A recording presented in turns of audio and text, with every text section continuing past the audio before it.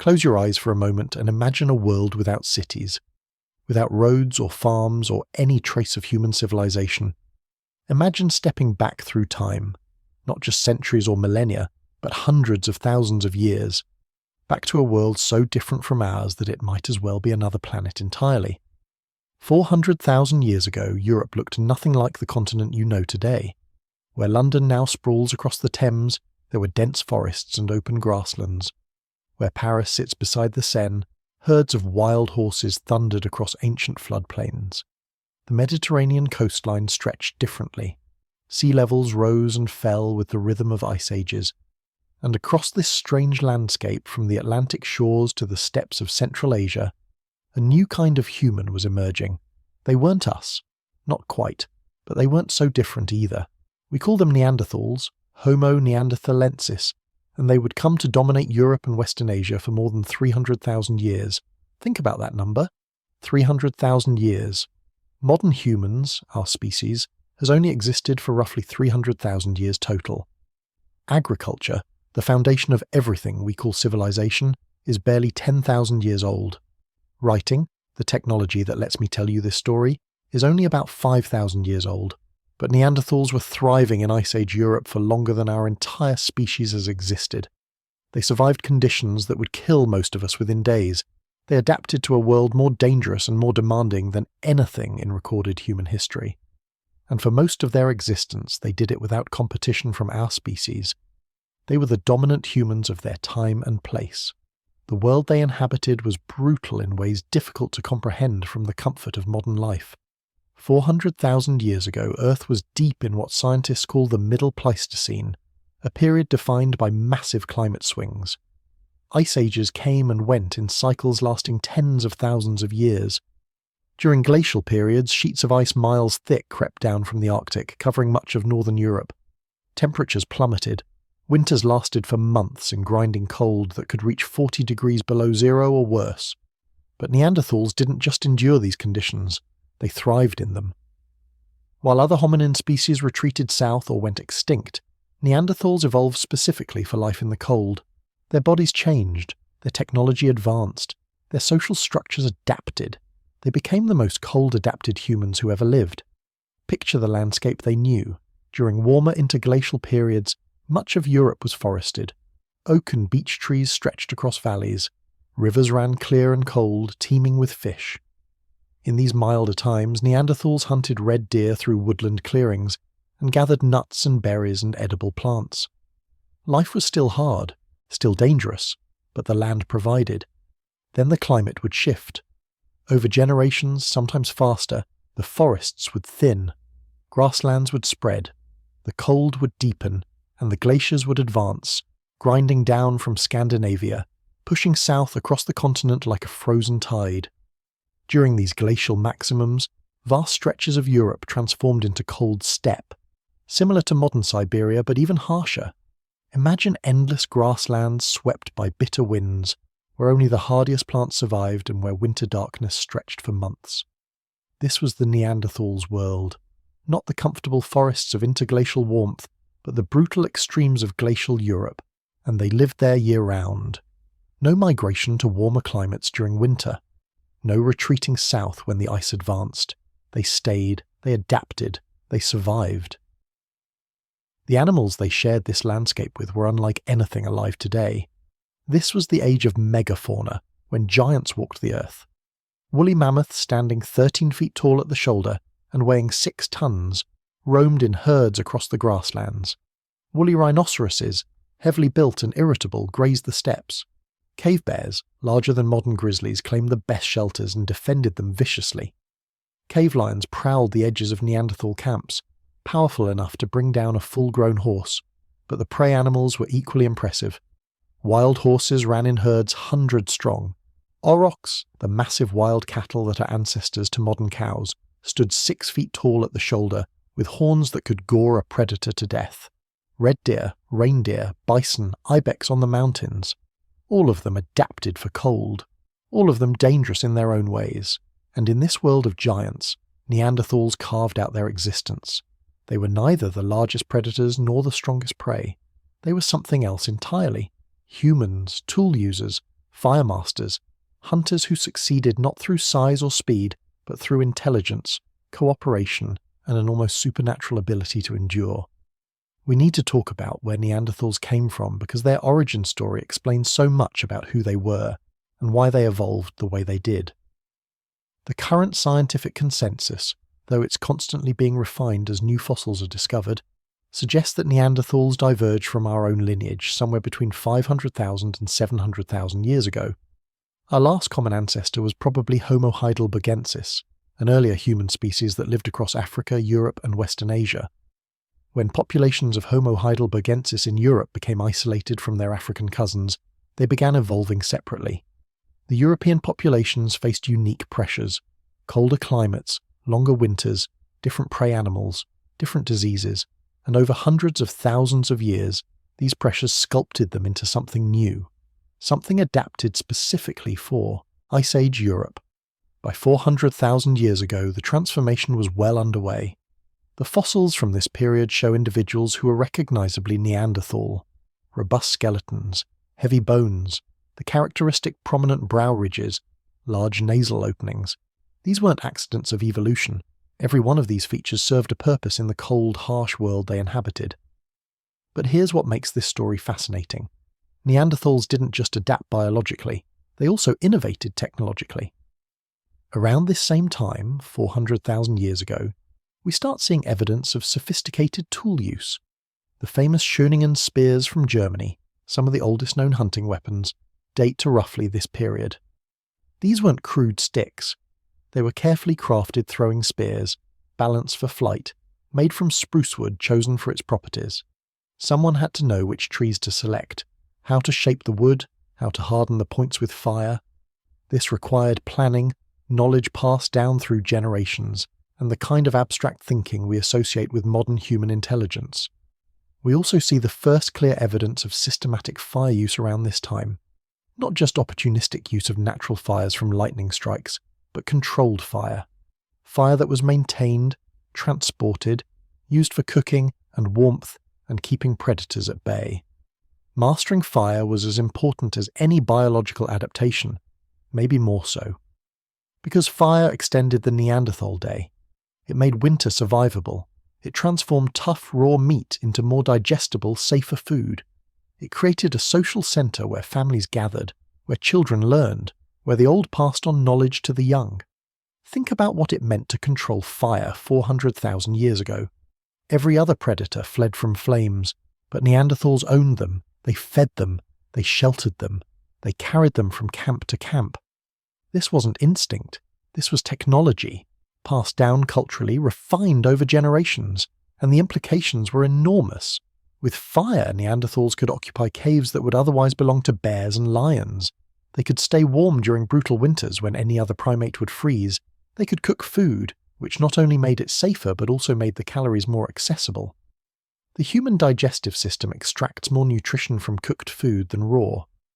In a world where every calorie mattered, where starvation was always just one failed hunt away, that advantage was the difference between life and death. But survival in Ice Age Europe required more than fire and spears. It required social structures that could support injured hunters, care for children through long, dangerous winters, and maintain knowledge across generations. The evidence suggests Neanderthals lived in small family groups, probably 10 to 20 individuals. These weren't random collections of people. They were tight-knit communities, connected by blood and bonds dependent on each other for survival in ways we can barely imagine today. Imagine being part of such a group. You know every member intimately. The hunters who bring back meat. The elders who remember where to find food during the worst winters. The mothers who keep children alive through dark months when game is scarce. Every person matters. Every skill is essential. Lose even one experienced hunter, and the group's chances of survival drop significantly. This intimate social structure created something remarkable. A system where knowledge accumulated and was preserved, where innovations could spread, where the weak and injured could be cared for rather than abandoned. We have Neanderthal fossils showing healed fractures, individuals who survived injuries that should have been fatal, broken legs, crushed arms, missing teeth. These people didn't survive because they were tough, though they were. They survived because their communities cared for them, fed them, protected them while they healed. This is humanity in its rawest form. Not modern humans specifically, but humans. The capacity for compassion, cooperation, cultural transmission of knowledge. Neanderthals had it all. They had to. The Ice Age world didn't forgive mistakes. It didn't tolerate weakness. It killed without mercy or remorse. And yet Neanderthals not only survived, but thrived for 300,000 years in conditions that would have destroyed lesser beings. As we stand here, looking back across the gulf of time at these ancient humans, we're beginning to understand something profound. The story we were told for decades, the one about primitive, brutish Neanderthals barely scraping by, was wrong. Completely wrong. They weren't failed humans. They weren't evolutionary dead ends who got lucky. They were successful, sophisticated, intelligent people who adapted to one of the most challenging environments any human species ever faced. And if you're listening to this to fall asleep, that's perfect. Maybe hit that subscribe button and leave a comment telling me where you are right now. Tokyo at 3 a.m, London at midnight, somewhere in between. I read everyone, and it's wild how we're all here together, thinking about our ancient cousins who lived and died hundreds of thousands of years before any of us were born. 400,000 years ago, the Neanderthals were just beginning their long dominance of Ice Age Europe. They didn't know they were Neanderthals, of course. They didn't know they were a distinct species. They simply were. They woke each morning in a world more beautiful and more terrible than ours. They hunted. They gathered. They loved and fought and raised children and buried their dead. They were human in all the ways that matter. And their story, the story of how they survived and thrived in the wild for longer than our own species has existed, is one of the most remarkable tales of adaptation and endurance in the entire history of life on Earth. The world before us was their world, and it was magnificent. If you could somehow step back in time and stand face to face with a Neanderthal, the first thing you'd notice is how different they looked. Not alien, not monstrous like early reconstructions portrayed them, but unmistakably distinct from modern humans in ways that tell a story about survival in the harshest conditions on Earth. A Neanderthal male would stand roughly your height, maybe 5 feet 6 inches on average, though some were taller. But the similarities end there. Where modern humans tend toward a lean, linear build, Neanderthals were built like barrels, broad chests, wide hips, shoulders that would make a modern bodybuilder jealous.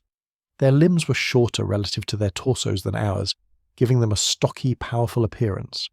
This wasn't just chance. This was evolution sculpting the human form for one specific purpose: surviving the cold. There are rules in nature about body shape and climate. Scientists call them Bergmann's rule and Allen's rule, and they apply across the animal kingdom. Bergmann's rule states that animals in colder climates tend to be larger overall, while Allen's rule says that appendages, limbs, ears, extremities tend to be shorter in cold-adapted species. Both rules serve the same purpose: managing the ratio between body volume and surface area. Think of it like a physics problem about heat retention. Your body generates heat through metabolism, burning calories to keep your core temperature stable. But you also lose heat through your skin to the surrounding environment. The more skin surface area you have relative to your body volume, the faster you lose heat. In cold climates, that's potentially deadly. So evolution favours body shapes that minimise surface area while maximising volume. Compact, rounded, barrel-chested. Neanderthals embodied these principles perfectly. Their wide trunks housed large lungs and a substantial digestive system. Their shortened limbs reduced the surface area from which heat could escape. When scientists calculate the surface area to volume ratio of Neanderthal bodies compared to modern humans, the difference is significant. A Neanderthal body was optimized for heat retention in ways ours simply isn't. But body proportions were just the beginning. Look at a Neanderthal skull, and you immediately notice the face. It projects forward, creating a distinctive mid-facial profile. The nasal opening is large, much larger than in modern humans. For decades, scientists debated why. Some thought it was just genetic drift, random changes with no particular purpose. Others proposed it was related to chewing tough food or resisting facial fractures during close-quarters hunting. But recent research using computational fluid dynamics, the same technology used to design airplane wings, has revealed the true function of the Neanderthal nose. It was an environmental conditioning system, specifically designed for breathing extremely cold, dry air. Here's the problem with cold air. When you breathe deeply in sub-zero temperatures, you're not just cooling your lungs, you're potentially damaging delicate tissue, causing inflammation, making yourself vulnerable to respiratory infections. Your body needs to warm and humidify that air before it reaches your lungs. Modern humans do this, but we struggle in extreme cold. Our nasal passages are adequate for the temperate and tropical climates where our species evolved, but they're not ideal for Ice Age winters. Neanderthals needed something better. Their large nasal openings led to extensive internal nasal passages with high surface area. Recent analysis of the incredibly well-preserved Altamira Neanderthal skull from Italy revealed a nasal cavity that was structurally similar to modern humans but larger in every dimension. More surface area means more tissue in contact with incoming air, more warming capacity, more humidity added to each breath. The result was a respiratory system that could handle the brutal cold of glacial Europe. A Neanderthal could breathe comfortably in conditions that would leave a modern human gasping, nose running, fighting against the burning sensation of frozen air in their lungs. This wasn't a minor advantage. This was the difference between being able to hunt actively in winter and huddling in a cave waiting for spring. And then there are the brow ridges, those prominent, heavy brows that make Neanderthal skulls so recognizable. Early researchers thought they were just primitive features, holdovers from more ape-like ancestors. But nothing in evolution persists without reason. Those massive brow ridges served multiple functions. They strengthened the skull against impacts, useful in a species that hunted large, dangerous animals at close range. They provided attachment points for powerful chewing muscles. But they may also have helped insulate the brain. The human brain is incredibly temperature sensitive. Overheat it by just a few degrees and you risk permanent damage. Chill it too much and cognitive function deteriorates. Modern humans rely on blood vessels in the face and scalp to regulate brain temperature. The prominent features of the Neanderthal face, the projecting brow ridges, the large sinuses, may have provided additional thermal buffering, protecting the brain from the extreme temperature swings of Ice Age Europe. But the most important adaptation might have been one you couldn't see from the outside: muscle mass. Neanderthals were heavily muscled in ways modern humans rarely achieve, even with dedicated training. We know this from their bones. Bone responds to stress. The more you use your muscles, the more robust your bones become at the attachment points. Neanderthal bones show extreme markings where muscles attached, indicating phenomenal strength and constant physical exertion. Why does muscle mass matter for cold adaptation? Because muscle generates heat. It's metabolically active tissue, burning calories even at rest. A heavily muscled body is like a furnace, constantly producing thermal energy. Studies of modern humans in cold environments show that increased muscle mass correlates directly with better cold tolerance. You can withstand lower temperatures for longer periods simply because your body is producing more heat. But this advantage comes with a cost. Muscle is energetically expensive. Every pound of muscle on your body needs calories to maintain itself, even when you're not using it. For a Neanderthal with their robust, heavily muscled build, the caloric requirements would have been enormous. Scientists estimate that an adult male Neanderthal might have needed anywhere from 3,500 to 4,500 calories per day just to maintain body weight and stay warm during winter. That's similar to what modern Tour de France cyclists consume during the race. Except Neanderthals needed that many calories every single day, during winter, when food was scarce and hunting was most difficult. This created an evolutionary pressure that shaped everything about Neanderthal life. They had to be efficient hunters. They had to exploit every food source available. They couldn't afford to waste energy or fail in the hunt too often. The solution was a diet heavy in animal protein and fat. Meat, especially fatty meat from large animals, provides the calorie density Neanderthals needed. Archaeological evidence shows they hunted large game almost exclusively: deer, horse, bison, occasionally mammoth and woolly rhinoceros. These animals provided not just meat but also fat, bone marrow, organs. Every part was used, every calorie extracted. Studies of Neanderthal teeth have revealed something fascinating. The isotope signatures in tooth enamel, chemical traces left by the food they ate, show that Neanderthals consumed more meat than almost any modern human population. Their diet was comparable to that of Arctic wolves. They were apex predators, sitting at the top of the Ice Age food chain through a combination of intelligence, cooperation, and these profound physical adaptations to the cold. But muscle mass and body shape weren't the only physiological adaptations. Recent research suggests Neanderthals may have had higher baseline metabolic rates than modern humans. Your basal metabolic rate is how many calories your body burns just staying alive, breathing, pumping blood, maintaining body temperature at rest.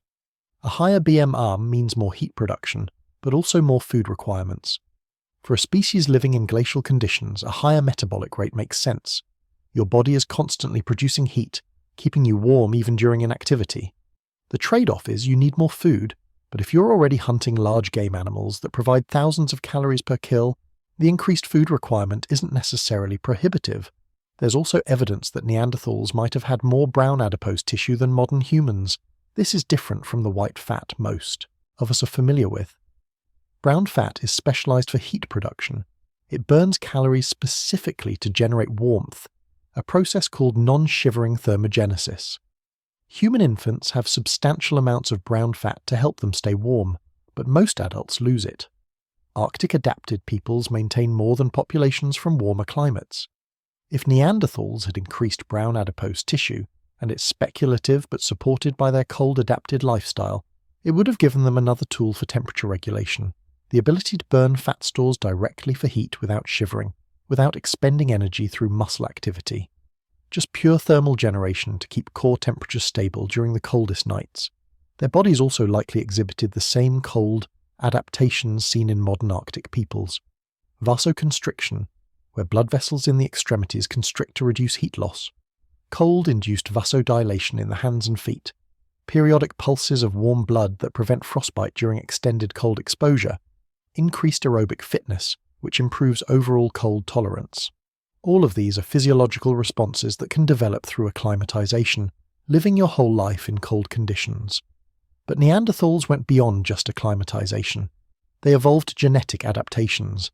Their bodies were fundamentally different from ours at the biological level. Recent genetic studies comparing Neanderthal DNA to modern human DNA have identified multiple genes related to cold adaptation that differ between the two species. Genes affecting metabolism, body temperature regulation, fat storage and distribution, even pain perception in response to cold. These weren't minor variations, they were significant functional differences. Neanderthals weren't just modern humans with different shaped skulls. They were a distinct human species, adapted at the genetic level for life in conditions most modern humans would find uninhabitable. And here's what really drives home how well adapted they were. They thrived in these conditions for hundreds of thousands of years, not just survived but thrived. They raised children successfully. They lived long enough that we find fossils of elderly Neanderthals, individuals who lived into their 40s or even 50s despite the harsh conditions and constant danger. In a species without antibiotics or modern medicine, without centralized food storage or heating systems, living that long in Ice Age Europe was a testament to how well their adaptations worked. But physical adaptations alone weren't enough. The cold could still kill them. Hypothermia, frostbite, starvation during the worst winters. That's why Neanderthals combined biological adaptations with technological ones. They made clothing from animal hides, though little direct evidence survives. They used fire constantly for warmth and cooking. They chose their living sites carefully, selecting caves and rock shelters that provided maximum protection from wind and cold. The package of adaptations, biological and cultural together, made Neanderthals the most cold-adapted humans who ever lived. More adapted than modern Inuit peoples. More adapted than ancient populations in Ice Age Siberia. Neanderthals were built for the cold at every level, from their genes to their bones to their technology and behavior. When you look at a Neanderthal skeleton in a museum, you're not just seeing an extinct human species, you're seeing the end result of hundreds of thousands of years of natural selection operating in the harshest environment any human ever regularly inhabited. Every aspect of that skeleton, the robust bones, the attachment points for powerful muscles, the barrel chest, the distinctive skull, tells a story about cold adaptation. And perhaps most remarkably, these adaptations worked so well that Neanderthals didn't need to migrate seasonally like many modern hunter-gatherers. They stayed in northern Europe year-round, through winters that would last 6 months or more, through blizzards and ice storms and temperatures that regularly dropped far below zero. They stayed because they could. because their bodies and minds and technology made them masters of the Ice Age world. The cold shaped them, and they conquered it. There's something deeply human about making tools. Not just using them, many animals do that. Chimpanzees use sticks to fish for termites. Crows fashion hooks from wire. Sea otters crack shells with rocks. But making tools, planning ahead, creating something specifically for future use, that requires a different level of thinking. It requires imagination. The ability to see what doesn't yet exist and bring it into being. 400,000 years ago, Neanderthals were masters of this uniquely human skill. And nowhere is this more evident than in their stone tool technology. We're not talking about crude rocks picked up and used once then discarded. We're talking about sophisticated, carefully planned tools made through a process so complex that modern humans need training to replicate it successfully. The technique is called l'évaloir, named after a suburb of Paris where such tools were first identified in the 19th century. But the technology itself dates back much further. By 400,000 years ago, early Neanderthals and their immediate ancestors were already using this method to create stone tools of remarkable precision and efficiency. Here's how it worked. First, you needed to find the right stone. Not just any rock would do, you needed fine-grained stone like flint or chert, materials that fracture in predictable ways, that can be shaped through careful striking. Finding good stone required knowledge of the landscape, knowing where outcrops existed, sometimes travelling dozens of kilometres to quarry sites. Once you had your raw material, the real work began. The l'évaloir technique starts with creating what's called a core, a prepared nucleus of stone from which you'll strike off flakes to use as tools. This preparation is the key to everything that follows. You work the core carefully, removing flakes from around the edges to create a domed upper surface and a flat striking platform. The shape matters, the angles matter, everything has to be just right. This preparation could take hours. You're not randomly hitting rocks together, you're executing a mental template, a plan that exists only in your mind, carefully reducing the stone to a specific predetermined shape. Archaeological experiments have shown that learning to make l'évaloir cores properly takes weeks or months of practice. It's a skill that must be taught, demonstrated, refined through trial and error. Once the core was prepared, here's where the magic happened. With a single well-placed strike, or sometimes a few precise blows, you could detach a finished tool. Not a rough blank that needed more work, but a flake with sharp edges ready to be used immediately. And not just one tool. A properly prepared core could yield multiple flakes, each one predetermined in shape and size by the initial preparation work. Think about what this means cognitively. You're investing significant time and effort in something that isn't itself a tool. The core is just potential. The payoff comes later when you strike off the flakes. This requires planning ahead, delayed gratification, the ability to envision future needs. These are sophisticated cognitive abilities. But the l'évaloir technique offered another crucial advantage for Ice Age life: portability. Neanderthals could prepare cores at stone sources, then carry those cores with them as they moved across the landscape. When they needed a sharp cutting tool, they could strike off a flake on demand. No need to carry finished tools that might break. No need to return to quarry sites whenever they needed new implements. The core was a portable toolkit, raw potential that could be realized whenever and wherever necessary. Archaeological sites across Europe show that Neanderthals used this technology extensively. We find prepared cores, the flakes struck from them, even the debris from the knapping process. And the distribution of these artifacts tells interesting stories. Sometimes all the pieces are together, showing where a Neanderthal sat and worked stone. Other times we find cores in one location, and flakes made from that same core dozens of kilometers away, showing the movement of people across the landscape. The stone tools themselves were used for everything: cutting meat from bones, scraping hides to make them soft and workable for clothing, sharpening wooden spears, processing plant materials. Every task in Neanderthal life required tools, and l'évaloir technology provided them with efficiency and reliability. But stone tools, remarkable as they were, weren't the most important technology Neanderthals mastered. That honour belongs to fire. Controlling fire was perhaps the single most transformative technology in human evolution, and Neanderthals had been doing it for hundreds of thousands of years. Recent discoveries have pushed back the evidence for fire use to an almost unbelievable antiquity. At Barnum in England, archaeologists recently found tiny specks of pyrite, iron sulfide, at a site dating to 400,000 years ago. These pyrite fragments show signs of having been struck against flint, creating sparks. This isn't just fire use, this is fire creation. Neanderthals or their immediate ancestors weren't just maintaining fires started by lightning strikes. They could make fire on demand. Stop and consider what that means. Creating fire from scratch is difficult even for modern humans with knowledge and practice. You need the right materials, you need to understand the chemistry of combustion, you need technique, timing, patience. 400,000 years ago, Neanderthals had figured this out. They could strike stone against stone to create sparks hot enough to ignite tinder, to coax those tiny embers into flame, to build that flame into a fire that could last for days. The evidence for systematic fire use is everywhere Neanderthals lived. Hearths in caves, circular arrangements of stones where fires were built and maintained, charcoal deposits, burned bones from cooking, artifacts that show evidence of heat treatment, stone that was heated to make it easier to work, or wooden spears with fire-hardened points.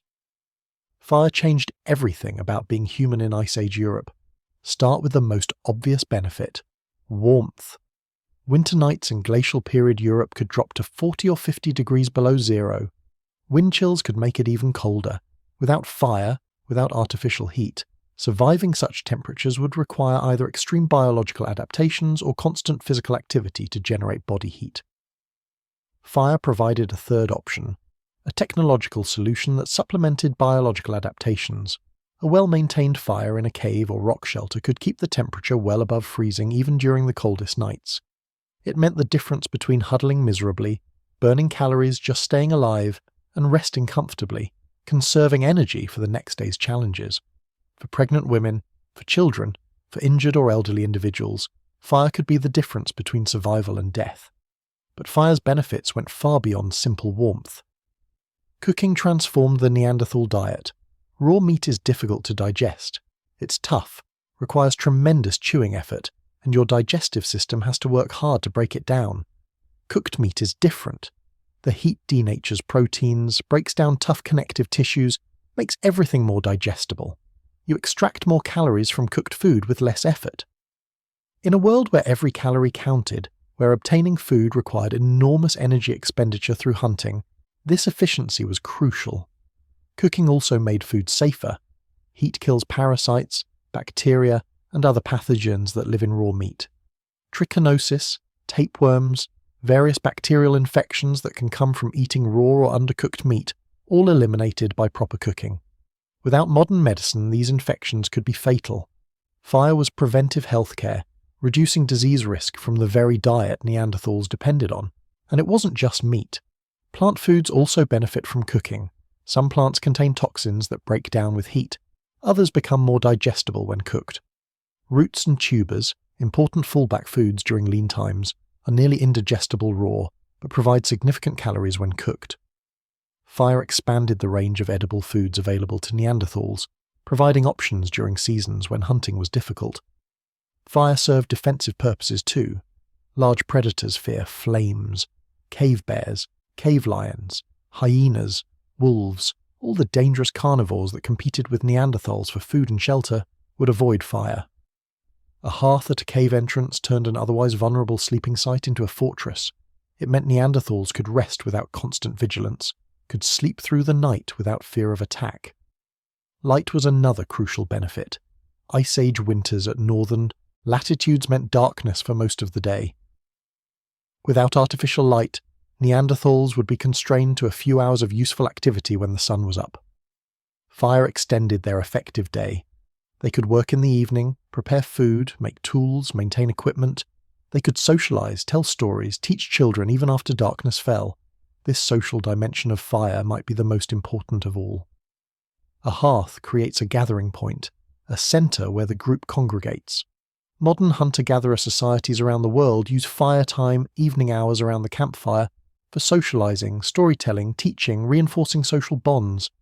There's every reason to believe Neanderthals did the same. Imagine a Neanderthal family gathered around their fire on a winter evening. The cave entrance is dark, wind howling outside, but the hearth provides warmth and light and security. Children sit near their parents, watching, learning. An elder works on a spear point, patiently demonstrating the technique to a young hunter.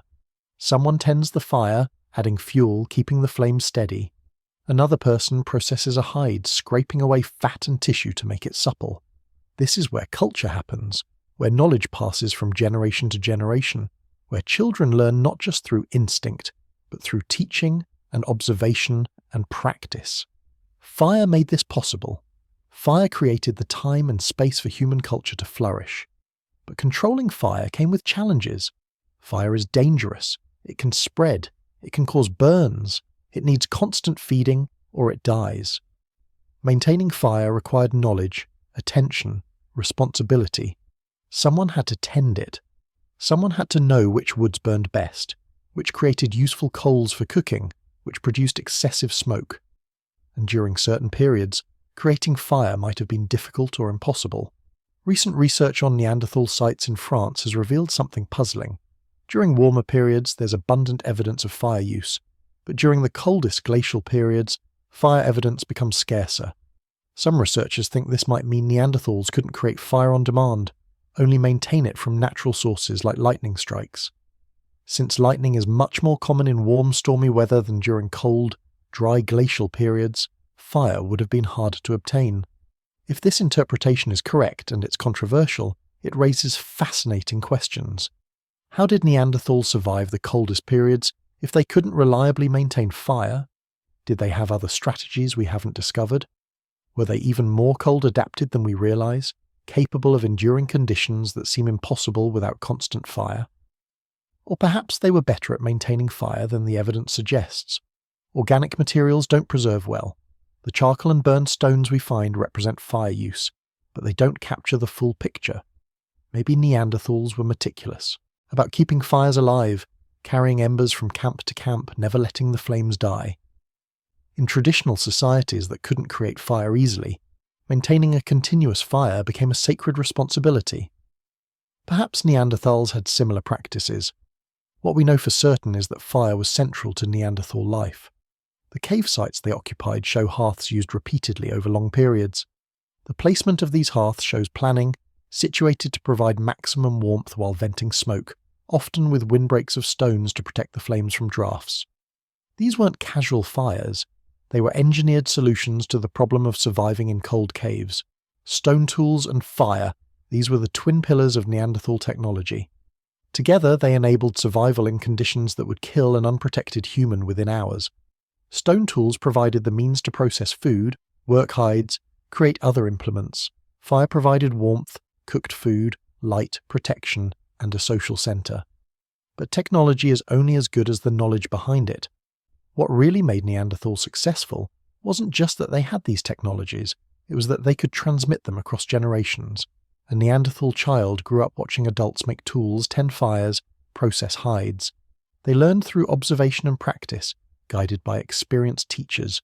By the time they were adults themselves, they possessed a vast body of practical knowledge about surviving in Ice Age Europe. This cultural transmission of knowledge is what separated Neanderthals from other animals. It's what made them human. Not human like us necessarily, but human in the ways that truly matter. The capacity to teach and learn, the ability to preserve and build upon knowledge, the creation of culture that persisted across time. When we find Neanderthal stone tools and fire sites, we're not just finding artifacts. We're finding evidence of minds that could plan, create, teach, learn. Evidence of people who looked at a rock and saw a tool, who looked at the friction between stones and saw fire, who took the raw materials of the Ice Age world and transformed them into the technologies of survival. Masters of stone and fire. That's what Neanderthals were, and it was these masteries that allowed them to not just survive but dominate their world for hundreds of thousands of years. Picture a cold morning in Ice Age Europe 50,000 years ago, maybe 100,000. The exact date doesn't matter because this scene played out countless times across the millennia of Neanderthal existence. Frost covers the ground. Your breath creates clouds in the frigid air, and somewhere out there in the grasslands beyond your cave there are animals. Large animals. Dangerous animals. Animals that could kill you with a kick or a charge or a swipe of massive horns. But you need them. Your family needs them. Without meat, without the fat and calories that only large game provides, you won't survive the coming winter. So you hunt. not because you want to, but because you must. And the way you hunt, the techniques and strategies and sheer courage required, will define what it means to be Neanderthal. For decades, scientists underestimated Neanderthal hunting abilities. Early researchers assumed they were primarily scavengers, driving predators off kills, eating what they could scavenge from carcasses. The logic seemed sound. Neanderthals lacked the sophisticated projectile weapons that later modern humans developed. No spear throwers, no bows and arrows. How could they effectively hunt large, dangerous animals with just handheld spears? But the evidence kept accumulating, and it told a very different story. Neanderthals weren't scavengers. They were apex predators, skilled hunters who regularly brought down some of the largest and most dangerous animals in Ice Age Europe. And they did it at close range, up close and personal, in a way that required extraordinary courage, strength, and coordination. The weapons themselves tell part of the story. The oldest known Neanderthal hunting weapons are the Schöningen spears, discovered in Germany and recently redated to around 200,000 years ago, though the technology likely existed much earlier. These aren't crude pointed sticks. They're masterworks of woodcrafting carved from spruce trees specifically selected for their properties. Each spear is carefully balanced, with the centre of gravity positioned for optimal throwing or thrusting. The largest of the Schöningen spears is over 7 feet long and weighs nearly 2 pounds. The wood was shaped when still green, then hardened over fire to create a durable point. The shaft is smooth, polished from use, tapered for aerodynamics. Someone made this weapon with care, with knowledge, with the intention of using it to kill. Recent experiments with replica Neanderthal spears have revealed something surprising. Modern javelin athletes, trained throwers with exceptional technique, could throw these spears accurately up to 20 meters. 20 meters is much farther than archaeologists traditionally assumed Neanderthal weapons could reach. It suggests their hunting strategies might have been more varied than simple close-range ambushes. But here's what really matters. Even at 20 meters, that's still extremely close for hunting large animals. Modern rifle hunters shoot from hundreds of meters away. Even modern bow hunters typically engage prey at 40 to 60 meters. 20 meters is close enough to see the animal's eyes, close enough to smell it, close enough that if something goes wrong, if the animal charges instead of fleeing, you're in serious trouble. And the fossil evidence suggests things went wrong fairly often. Neanderthal skeletons show a distinctive pattern of injuries: broken bones, healed fractures, trauma to the upper body, arms, shoulders, chest. The pattern is so consistent that researchers have compared it to injuries seen in modern rodeo riders, people who regularly get thrown from horses or trampled by bulls. The implication is clear: Neanderthals were getting hurt during hunts, injured by animals fighting for their lives. One particularly telling case is a Neanderthal skeleton from Shanidar Cave in Iraq.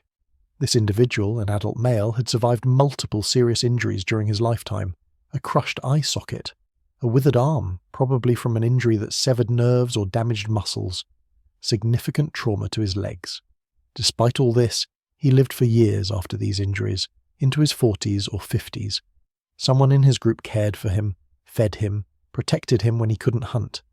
But that's a story about survival and social bonds.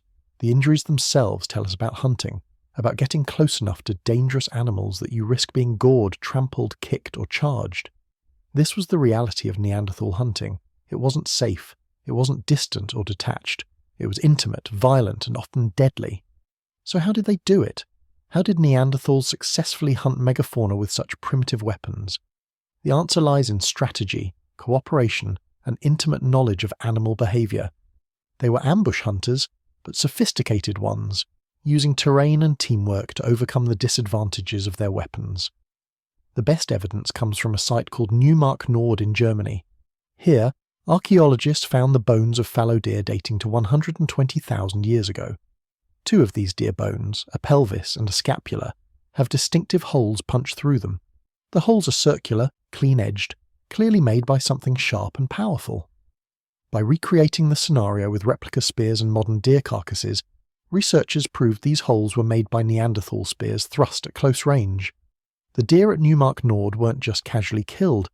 The site shows evidence of repeated hunting over time, with multiple animals brought down in similar locations. This suggests Neanderthals were using the landscape strategically, driving deer toward areas where they could be easily cornered and killed. Maybe toward water, where the deer's movement was constrained, maybe into dense vegetation where escape routes were limited. This kind of hunting requires planning. You need to understand deer behavior, know how they'll react to pressure, predict their escape routes. You need multiple hunters working together, some driving the animals, others positioned for the kill. You need communication during the hunt, probably through gestures and calls, coordinating your movements, and you need courage. Because when that deer turns, when it realizes it's trapped and decides to fight rather than flee, you're facing an animal with sharp hooves that can break bones and antlers that can gore. You have to stand your ground, thrust your spear with enough force to penetrate hide and muscle, aim for vital organs, miss or hesitate, and you might be the one bleeding on the ground. The prey varied by season and location: red deer in the forests, reindeer on the northern steppes, wild horses in open grasslands, bison, massive and aggressive, sometimes weighing over a ton, even occasionally mammoth and woolly rhinoceros, though whether Neanderthals actively hunted these giants or scavenged them is debated. Archaeological sites show the full processing sequence: animal bones with cut marks from stone tools, evidence of butchering, meat removed from bone, marrow extracted. Articulated skeletons suggesting animals were killed and processed on site. The distribution of remains across different caves showing meat was transported back to living sites to be shared and consumed. Horses seem to be a favourite prey.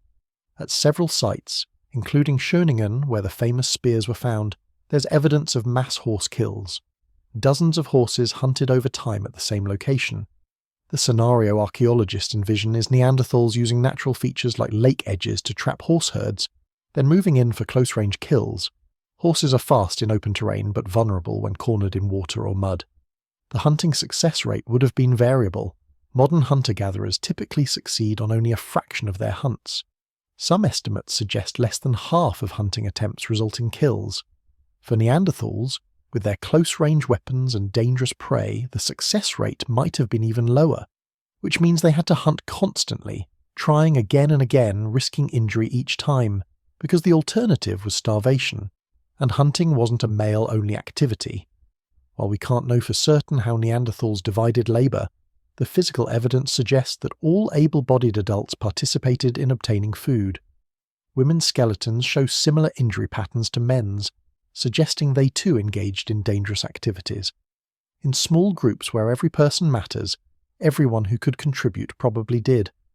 Children would have learned by watching, then by participating in less dangerous aspects of the hunt, tracking animals, reading signs, understanding terrain, eventually working up to the actual kill.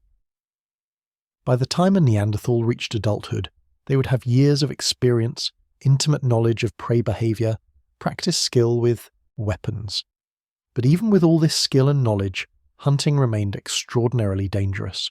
The injuries on Neanderthal skeletons aren't rare exceptions. They're common, found on the majority of adult fossils. These people were routinely getting hurt, sometimes seriously, in the course of obtaining food, and they kept hunting because they had no choice. There's another dimension to Neanderthal hunting that often gets overlooked: the psychological toll.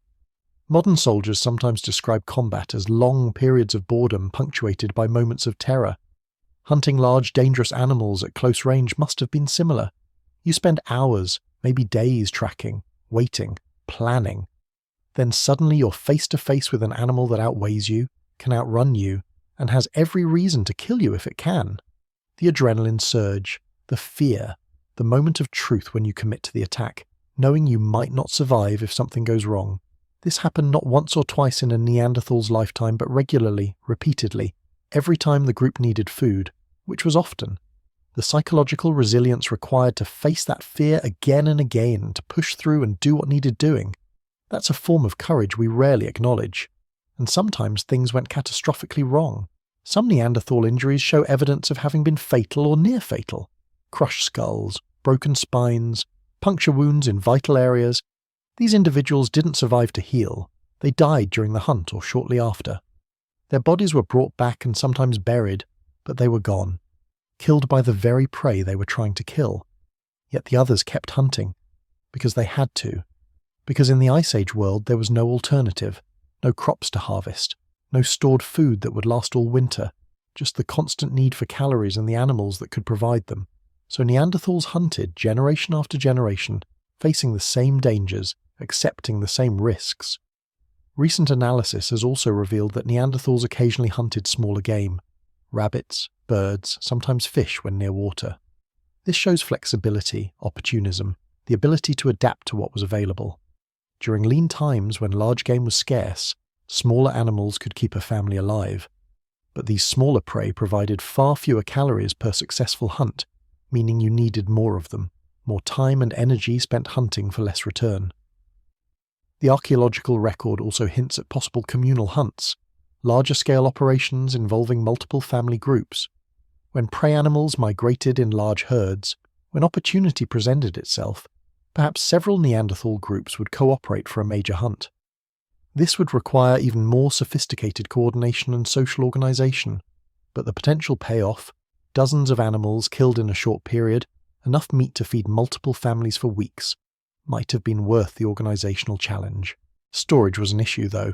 Without refrigeration, meat spoils quickly, especially in warmer months.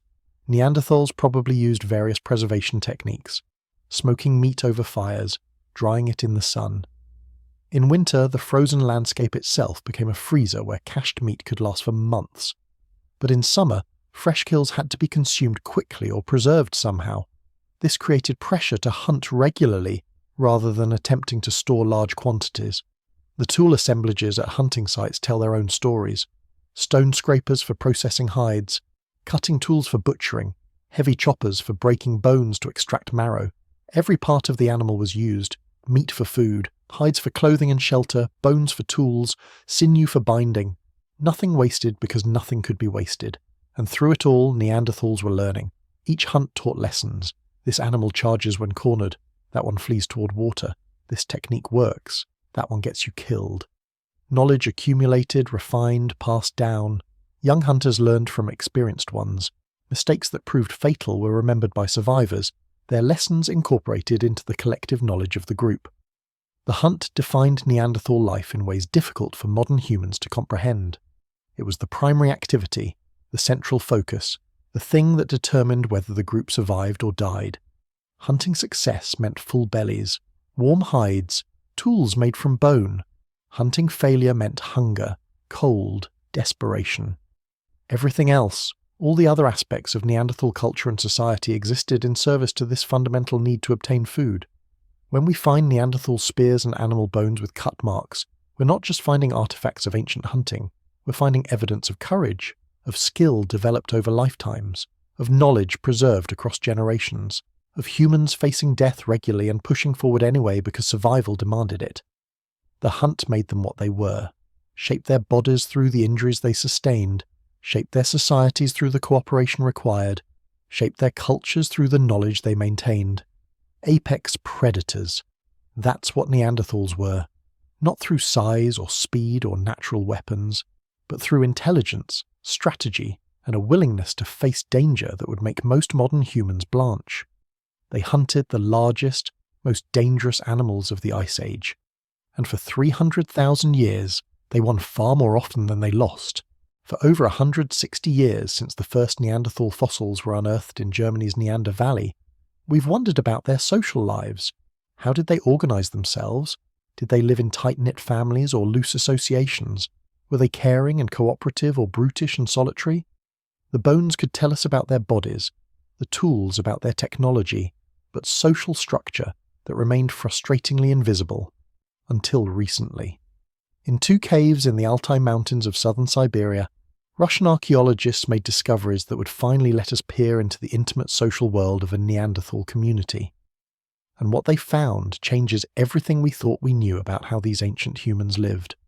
The caves, Chagyrskaya and Okladnikov, sit in rugged terrain overlooking river valleys, where 54,000 years ago, herds of ibex, horses and bison migrated through the grasslands. Neanderthals occupied these caves briefly, probably seasonally, hunting the animals that passed through the valleys below. Over 14 years of excavation, researchers recovered something extraordinary. More than 80 Neanderthal bone and tooth fragments. One of the largest assemblages of Neanderthal remains ever found in a single location. But the real breakthrough came when geneticists extracted DNA from these fragments. 17 samples yielded genetic information, 11 from Chagaskaya Cave, 2 from Okladnikov Cave just 100 kilometers away, 7 males, 6 females, 8 adults, 5 children and adolescents.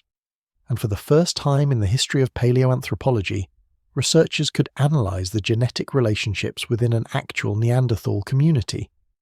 What they discovered was a family, not in the abstract sense of humanity as a family, but an actual, specific family. A father and his teenage daughter, a young boy and an adult woman who was his second-degree relative, possibly his aunt or grandmother. Multiple individuals who shared recent ancestors, who lived at the same time, who knew each other, who were family in exactly the way we understand that word. The father-daughter pair is particularly poignant. We can't know their names, can't know what they looked like beyond the generic Neanderthal features. But we know he was there when she was born, watched her grow, taught her what she needed to know to survive, and at some point, probably within the same century, both of them died in or near the cave where archaeologists would find them 54,000 years later. Think about what that means. These weren't abstractions, weren't ancient humans reduced to scientific specimens. They were people, a man who had a daughter, a girl who had a father. They lived together, hunted together, sat around the same fires on cold nights. And now, across the enormous gulf of time, genetic analysis has reunited them, told us their relationship, given us a glimpse of their lives. But the genetic data revealed something even more profound about Neanderthal social structure.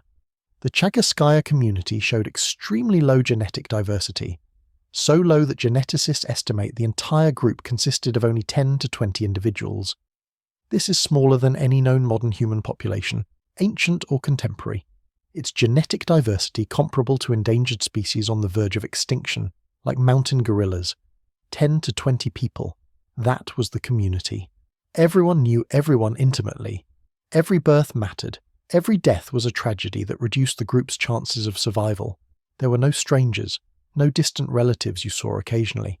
Just your immediate family and a few other families, all interconnected, all dependent on each other completely.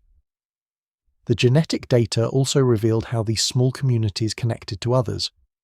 By comparing Y chromosome diversity, which passes from father to son, with mitochondrial DNA diversity, which passes from mother to child, researchers could determine who moved between communities. The result was striking. Mitochondrial DNA showed much higher diversity than Y chromosome DNA. The interpretation is clear. Females migrated between communities while males stayed with their birth families. This pattern, called patriarchality, is common in human societies. Young women leave their families to join their partners' groups. Men stay in their home communities with their fathers, brothers and male cousins. For Neanderthals, this created a social structure where males formed the stable core of each community, and females were the links between communities, bringing genetic diversity and maintaining connections across the landscape. Imagine being a young Neanderthal woman. You grow up in your family group, learning from your mother and aunts, playing with your siblings and cousins. Then at some point, probably in your teens, arrangements are made. Another community, perhaps one you've encountered during seasonal gatherings, has a young male. Somehow, through some social mechanism we can only guess at, it's decided you'll join that community. You leave everyone you've known, everyone you love, to live with strangers, to build a new life in a new family group. This couldn't have been easy. Leaving your mother, your sisters, your childhood friends, moving to a community where you're the outsider, where everyone else has known each other their whole lives. The emotional difficulty must have been immense, but it was necessary. Without female migration, without this mixing between groups, the already small communities would have become even more inbred, even more genetically vulnerable. The males who stayed in their birth communities formed the backbone of group identity and knowledge. A Neanderthal man would live his entire life in roughly the same territory. He'd learn every valley, every river crossing, every cave and shelter. He'd know where animals migrated seasonally, where to find stone for tools, where plant foods grew. This deep, lifelong knowledge of a specific landscape would make him an invaluable guide and teacher. Brothers, fathers, sons, and male cousins would hunt together, their cooperation refined by years of working as a team. They developed strategies specific to their territory, tactics that worked for the particular prey animals in their region. When injuries happened, When a hunter was wounded and couldn't contribute for weeks or months, his male relatives would support him, take on his responsibilities, keep the community functioning. The women who joined these male-centered communities brought different kinds of knowledge, techniques from their birth communities that might be new to their adopted group, different ways of processing hides or preparing food, information about other communities and distant territories.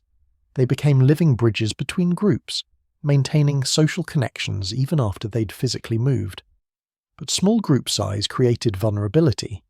With only 10 to 20 individuals, every death mattered catastrophically. Lose a skilled hunter, and the group's ability to obtain food drops significantly. Lose a woman of childbearing age, and the community's ability to maintain population becomes compromised. Lose a child, and years of investment in teaching and raising them are lost. Disease would have been particularly devastating. In large populations, epidemics can sweep through, killing many, but leaving enough survivors for the population to recover. In groups of 10 to 20, a serious illness could wipe out most or all of the community. There's no buffer, no margin for error. This vulnerability might help explain why Neanderthal populations, despite occupying such a vast territory, never grew very large. The archaeological evidence from Chagirskaya and Okladnikov caves supports this picture of small, close-knit communities. The caves show short-term occupation, probably seasonal camps used repeatedly over time. The stone tools were made from raw materials collected dozens of kilometers away, showing these groups ranged widely across their territories. The presence of the same raw materials at both caves, separated by 100 kilometers, suggests the communities were connected, probably through the female migration revealed by genetics.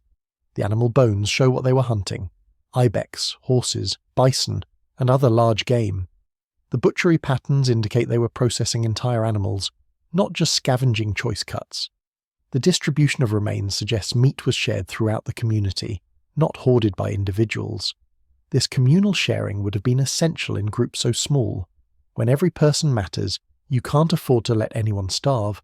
But perhaps the most moving evidence of Neanderthal social bonds comes from the care they showed injured and disabled individuals, the Shanidar cave. Neanderthals in Iraq include several individuals who survived serious injuries. 1. Man lived for years with a withered arm, useless for hunting or fighting. He could only have survived if others cared for him, fed him, protected him. He couldn't contribute much practically, but his community kept him alive anyway. Another Shanidar individual was blind in one eye, had significant skull damage, and arthritis so severe it would have made movement painful. Yet he lived to an advanced age for a Neanderthal, probably his 40s. Someone was bringing him food. Someone was watching out for him. Someone cared. This isn't unique to Shanidar. Across the Neanderthal range, we find individuals with healed fractures, missing teeth, signs of chronic illness. All of them lived long enough for injuries to heal, for conditions to become chronic. They couldn't have done this alone. Their communities supported them through vulnerability, kept them alive when they couldn't hunt, when they couldn't contribute in the usual ways. Why? Evolutionary biology tells us that altruism evolves when it benefits the altruist's genetic relatives. In small communities where everyone is closely related, caring for injured family members makes genetic sense. But there might be more to it than cold calculation. These were people who loved their family members, who couldn't imagine abandoning them just because they were hurt. People with emotions and bonds and compassion. The burial evidence suggests emotional complexity too. Neanderthals buried their dead, at least sometimes. The graves aren't elaborate, not compared to later modern human burials, but they exist. Bodies placed deliberately in pits, sometimes with items, sometimes in positions suggesting care was taken in their placement. This isn't just disposing of corpses, this is ritual, emotion, recognition that the dead were once living community members who mattered. Children seem to have been particularly cherished. Several Neanderthal child burials show careful placement, suggesting grief and care. In a world where child mortality was probably high, where disease and accidents and predators claimed young lives regularly, losing a child must have been devastating. The burials suggest they grieved, that these losses hurt in ways that transcend time and species. The small community size also meant children grew up knowing everyone intimately. No strangers, no distant acquaintances. Every adult was an aunt or uncle or grandparent in practice, if not always genetics. Every child was watched over, taught, protected by the entire community. This would create strong social bonds but also intense social pressure. No privacy, no escape from group dynamics, no way to avoid difficult relationships. Teaching and learning would have been constant and intimate. Children watched adults work, then helped, then gradually took on more responsibility. A young child might start by carrying small items, fetching water, gathering easy-to-reach plants. As they grew, they'd learn to process hides, make tools, track animals. By their teens, they'd be participating in hunts, contributing meaningfully to group survival. Knowledge transmission was everything. Without writing, without any way to record information externally, everything had to be memorized and passed down through demonstration and practice. The locations of water sources, the migration patterns of prey animals, which plants were edible and which were poisonous, how to make fire, how to work stone, how to survive winter. All of it lived in the minds of the living and died with them if not successfully transmitted. This made elders invaluable. A Neanderthal who lived to 40 or 50 had decades of experience, had survived countless challenges, had accumulated knowledge that could mean the difference between group survival and group death. They'd remember rare events that younger members had never seen, unusual weather patterns, times when normal prey was absent and alternative food sources saved the group, injuries and illnesses and how to survive them. But elders also became vulnerable as they aged. Arthritis made movement difficult. Lost teeth made eating harder. Failing eyesight reduced hunting effectiveness. Yet the community kept these individuals alive, valued them for their knowledge even when their physical contributions declined. This suggests Neanderthals understood the importance of experience, recognized that knowledge itself was a contribution worth protecting. The genetic data from Coexistence revealed one more crucial detail. The community showed signs of inbreeding, long stretches of identical DNA suggesting recent common ancestors. In groups of only 10 to 20 people, even with female migration from other communities, some degree of inbreeding is inevitable. Over generations, this reduces genetic diversity, makes populations more vulnerable to genetic diseases, reduces overall fitness. This might be one reason Neanderthal populations stayed small.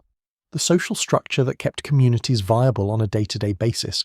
Small groups of closely related individuals created genetic vulnerabilities that prevented population growth. They were trapped by their own success, perfectly adapted to survival in small groups, but unable to scale up to larger populations. When Neanderthals encountered other Neanderthal communities, it was probably during seasonal gatherings, times when multiple groups would converge on particularly productive areas. These meetings would be social and practical. Young people would pair off. Arrangements would be made for females to migrate. Information would be exchanged about conditions in different territories. Perhaps goods were traded, tools and materials shared. But the genetic data suggests these encounters weren't frequent. The low diversity, the small effective population sizes, indicate that Neanderthal communities were fairly isolated from each other most of the time, living in their own territories, occasionally meeting others, but spending most of their time as self-contained units struggling to survive in a harsh world. And in those struggles, family was everything. The bonds between parents and children, between siblings, between the few individuals who made up your entire world. These relationships weren't just emotional, though they surely were that too. They were survival itself. You needed your family, and they needed you, completely, desperately, with no alternative and no escape. When we look at the genetic data from Coexistence Cave, we're not just seeing abstract population statistics. We're seeing families, people who loved and cared for each other, who raised children together, who mourned their dead together. People whose lives were bound together so tightly that individual survival was impossible. They succeeded or failed as a community, as a family, as the only people in the world who mattered to each other. 54,000 years later, we've reunited them. The father and his daughter, the boy and his grandmother, the families who lived and died in those Siberian caves. Science has made them visible again, restored their relationships. Let us see them not as specimens, but as people, as family. Wake up. That's the first challenge. You're lying on the floor of a cave in Ice Age Europe. It's dark, the only light coming from the embers of last night's fire. The temperature inside the cave is just above freezing. Outside, it's much colder. Your body aches from yesterday's hunt, from years of physical exertion, from sleeping on a surface that's hard despite whatever hides and plant material you've piled underneath you. But you wake up because you have to, because there's water to fetch, fire to tend, food to find or prepare, because your family needs you and you need them. Welcome to a day in the life of a Neanderthal. Welcome to survival. The cave is home, but calling it home might give the wrong impression. It's not decorated. There's no furniture, no possessions beyond what's immediately useful. The floor is packed earth and stone, worn smooth by thousands of years of occupation by various species. Bears used this cave before you. Lions might try to claim it again if you leave. The walls are rough rock, stained by smoke from countless fires, damp from condensation. Near the entrance, there's the hearth. This is the heart of your living space, the centre of everything. A circular depression surrounded by stones filled with ash and charcoal from fires going back days or weeks.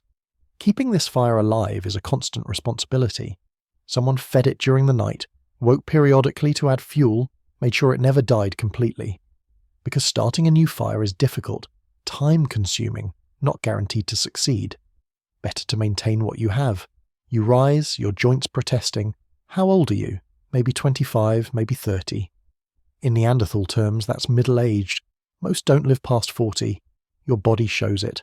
Scars from old injuries, teeth worn from years of chewing tough food and using your jaws as tools, muscles dense and powerful but also constantly aching from the demands you place on them.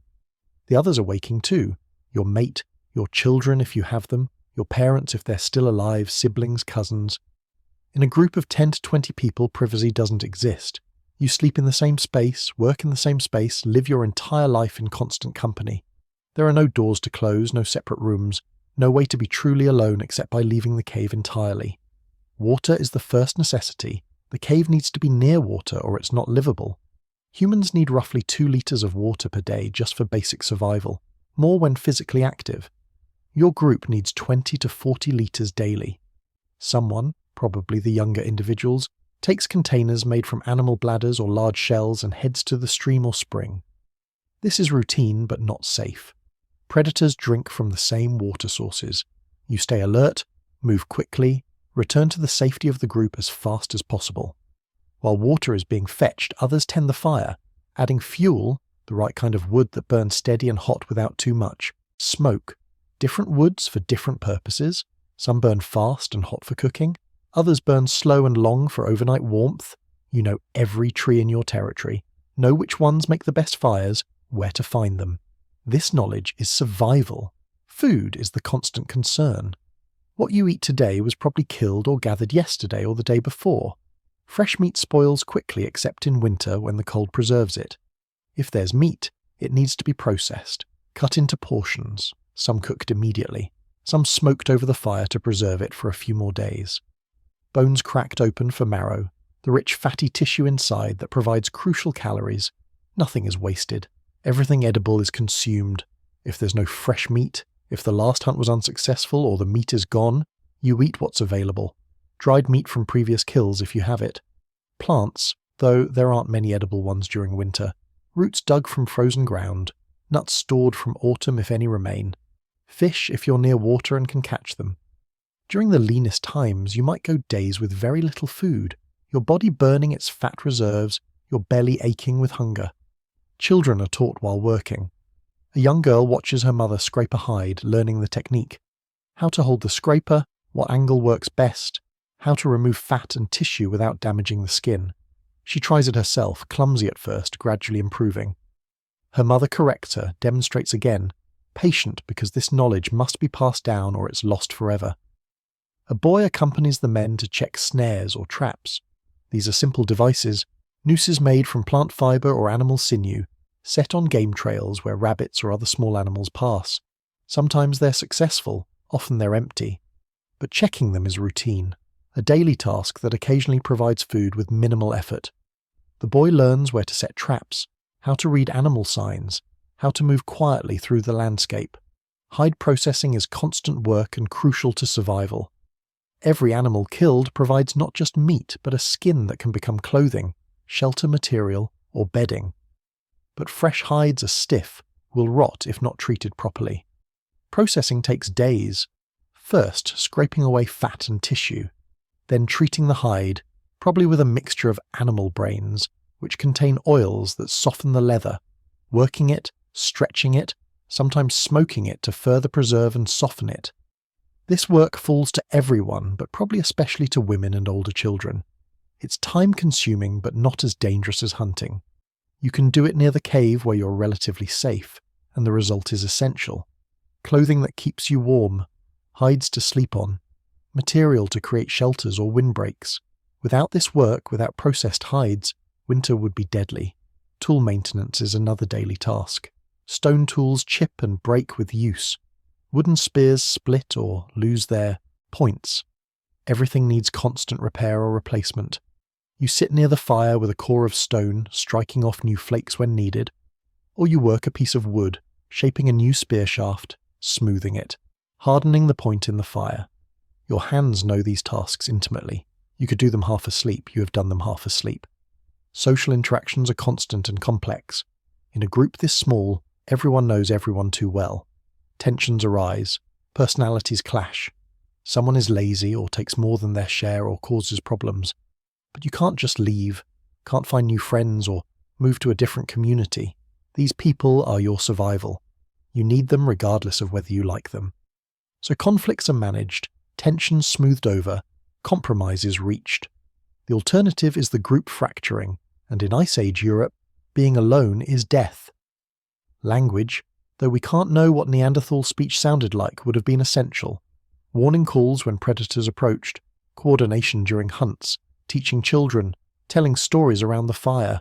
The human brain is wired for language, and Neanderthals had brains as large as ours. They almost certainly had sophisticated communication, though whether it was as complex as modern human language remains debated. Stories would have been crucial for knowledge transmission. You can't write down which plants are poisonous, so you tell stories about the person who ate the wrong root and died. You can't create maps, so you tell stories about landmarks and routes. You can't record seasonal patterns, so you tell stories about what happened in previous years. Every elder who dies takes their stories with them unless they've successfully passed them to the next generation.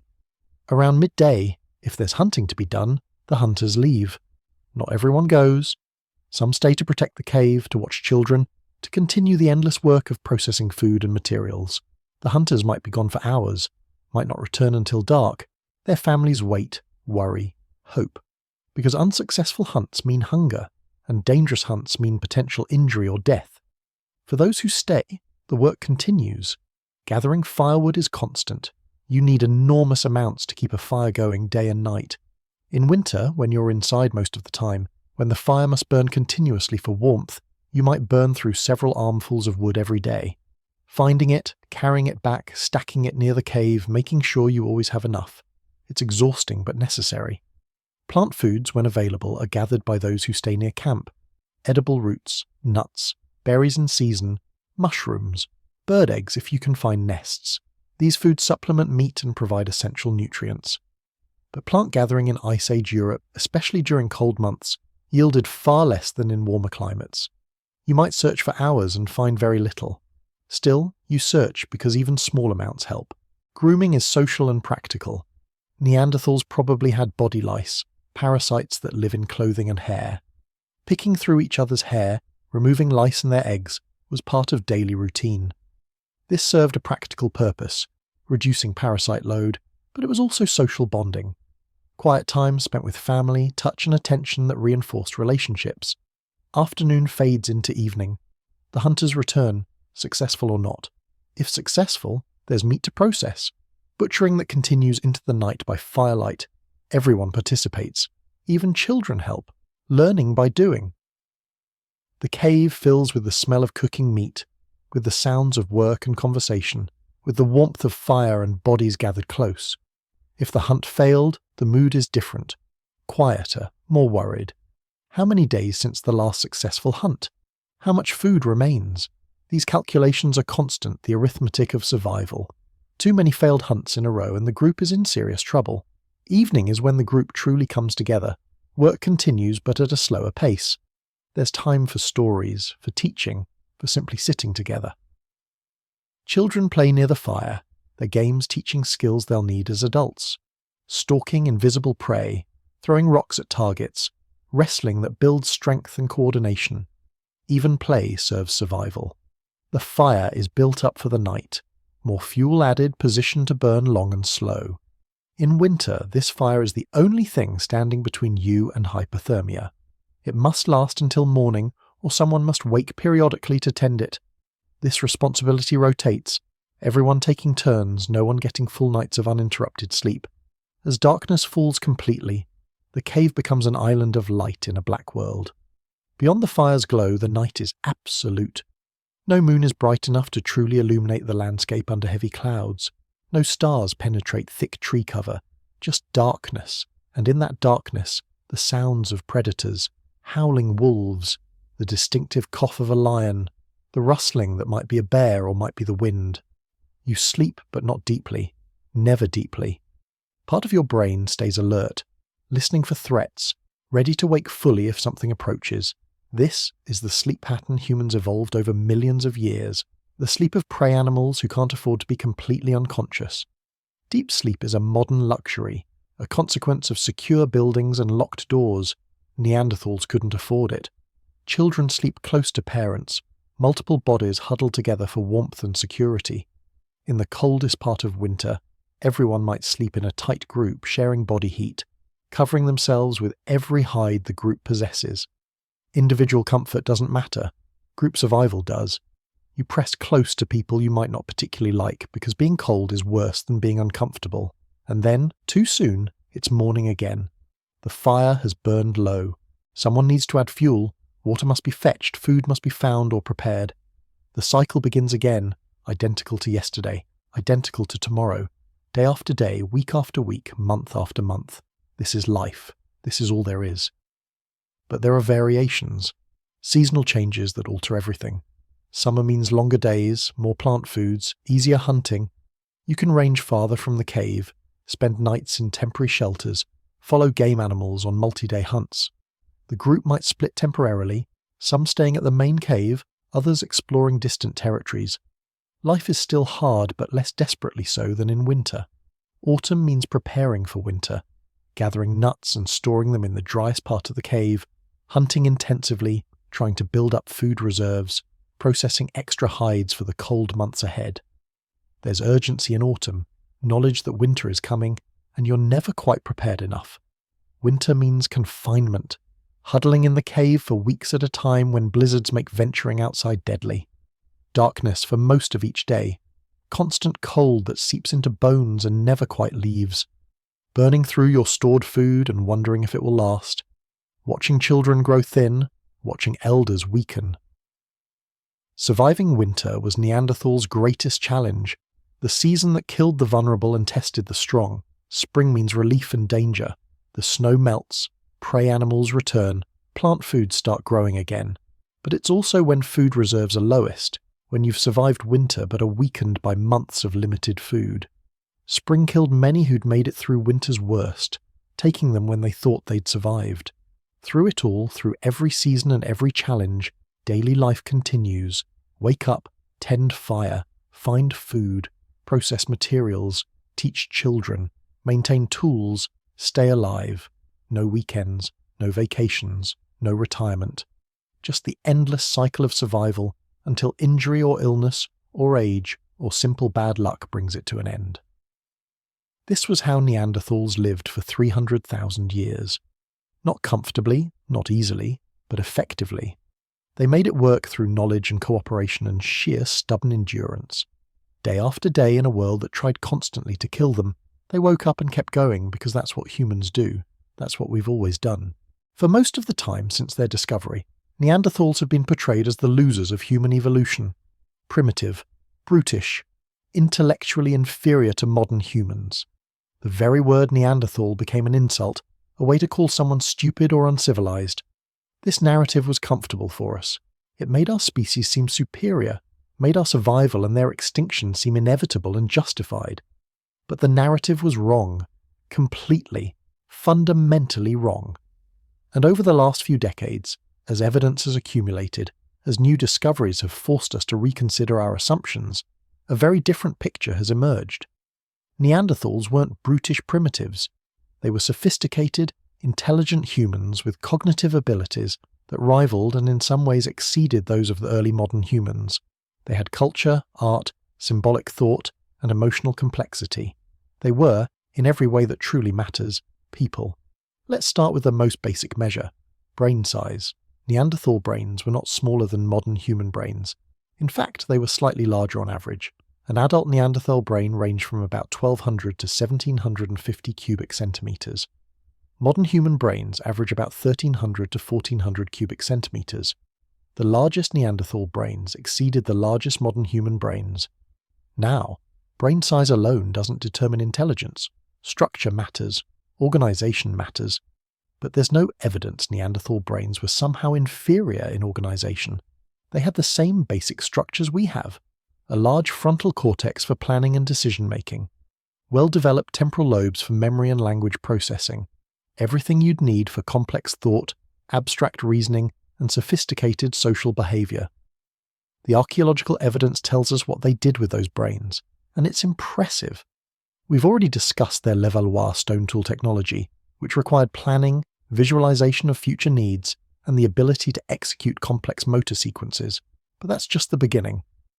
Neanderthals used fire systematically, possibly created it on demand 400,000 years ago. They constructed hunting weapons of remarkable sophistication. They processed hides into clothing and shelter materials using techniques that required extensive knowledge and skill. These aren't the accomplishments of primitive minds. These are the achievements of people who could observe, experiment, learn, teach, and accumulate knowledge across generations. People who could see problems and devise solutions. People who were, cognitively speaking, entirely human. But perhaps the most profound evidence of Neanderthal intelligence and emotional complexity comes from their treatment of the dead. Burial isn't just disposal of corpses, it's recognition that the dead were once living individuals who mattered. It's an emotional and possibly spiritual response to death that requires the capacity for abstract thought about existence, loss, and perhaps what comes after. The earliest possible Neanderthal burials date back over 100,000 years. The site at La Chapelle-aux-Saints in France contains the skeleton of an elderly Neanderthal deliberately placed in a pit with what appears to be intentional positioning. The individual was laid on his side with legs flexed. This wasn't a random disposal. Someone cared enough to prepare a grave and place the body with consideration.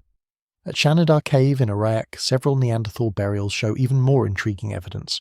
One burial had extraordinarily high pollen concentrations, leading researchers to initially propose that flowers had been placed with the body. This interpretation has been challenged, and the truth remains debated, but the presence of any deliberate grave goods, even if just practical items, suggests ritual behavior. Children seem to have been buried with particular care. At several sites, juvenile Neanderthals were found in deliberate graves, sometimes in positions suggesting they were carefully laid to rest. In a world where child mortality was high, where losing children was tragically common, these burials suggest grief. Parents who couldn't let go immediately, who needed ritual to process their loss, who recognized their child as an individual worthy of special treatment even in death. This is emotional sophistication. This is consciousness of mortality. This is the capacity to love so deeply that death requires ritual response. These aren't primitive behaviors, they're fundamentally human ones. But burial is just one form of symbolic behavior. Neanderthals also used pigments, specifically red ochre. Ochre is iron oxide, a natural mineral that produces red color when ground. It has no practical use for survival. You can't eat it. It doesn't make better tools.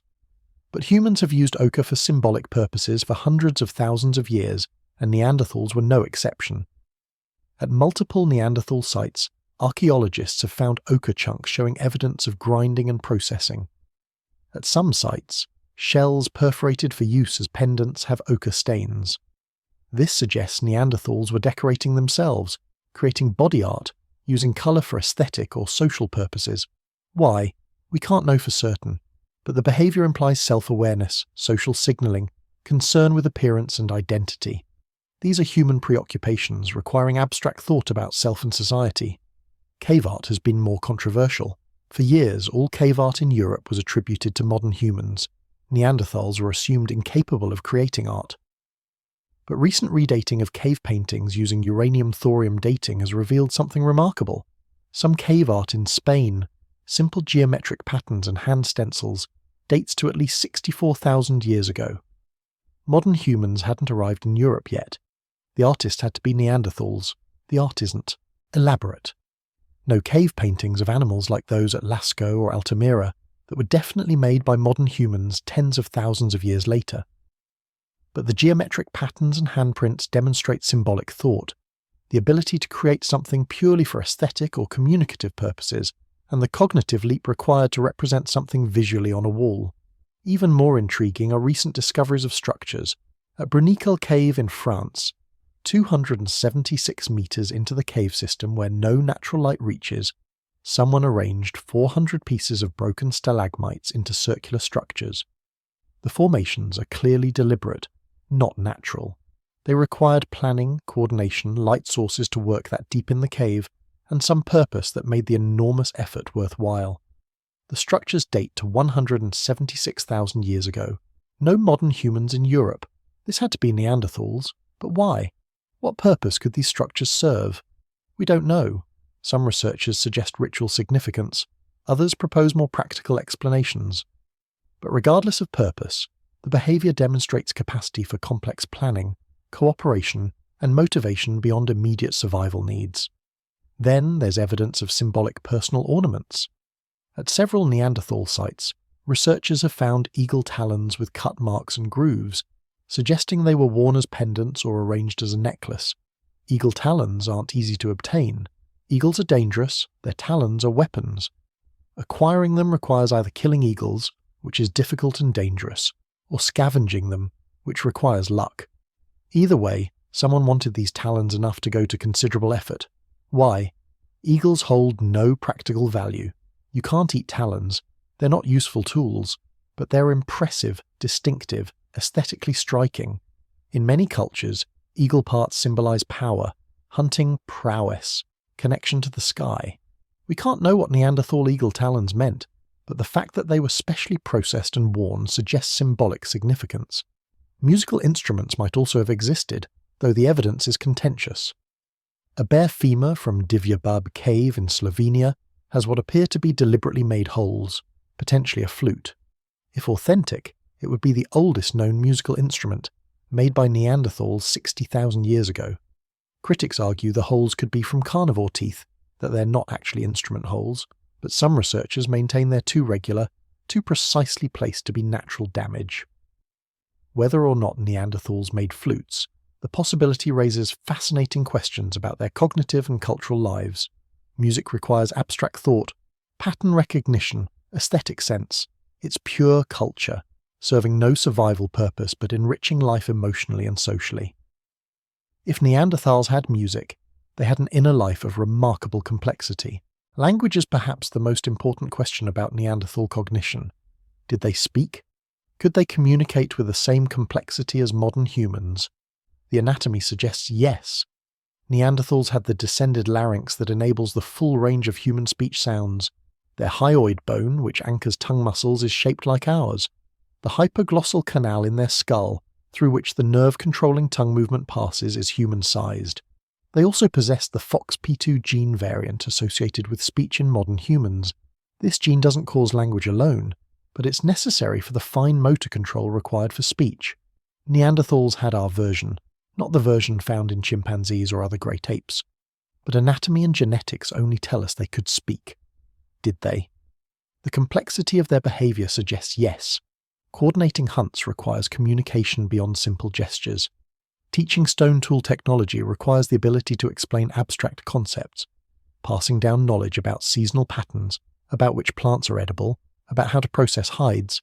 All of this is exponentially easier with language than without it. We'll never know what Neanderthal language sounded like, whether they had the same grammatical complexity as modern human languages, whether they had poetry or storytelling traditions or specialized vocabularies for different domains of knowledge. But they almost certainly had language of some sophistication, because everything they accomplished would be nearly impossible without it. Social learning, the ability to learn from others rather than discovering everything through individual trial and error, is what made humans successful. And Neanderthals were masters of social learning. Every child grew up watching, imitating, being taught by experienced adults. This transmission of knowledge across generations is what allowed Neanderthals to develop and maintain complex technologies like Levallois toolmaking and fire control. But social learning requires specific cognitive abilities. You need to recognize that others have knowledge you don't. You need to observe carefully, to understand what they're doing and why. You need to remember what you've learned and apply it later. You need to teach others, which requires understanding what they don't know and how to help them learn it. All of these are sophisticated cognitive tasks that Neanderthals clearly mastered. Theory of mind, the ability to understand that others have thoughts, feelings and intentions different from your own, is another crucial aspect of human cognition, is what makes us social animals able to cooperate, compete, deceive and empathize. The evidence suggests Neanderthals had theory of mind. Their hunting strategies required coordination and understanding of others' roles. Their care for injured individuals shows empathy. Their social structures show recognition of relationships and obligations. All of this requires understanding that others are conscious beings with their own perspectives.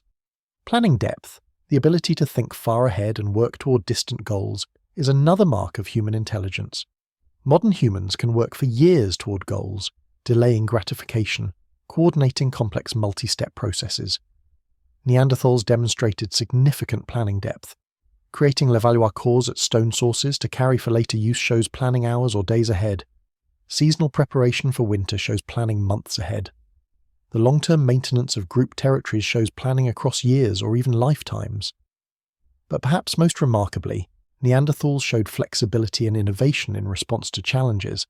They inhabited an enormous range of environments, from Mediterranean coastlines to Arctic tundra.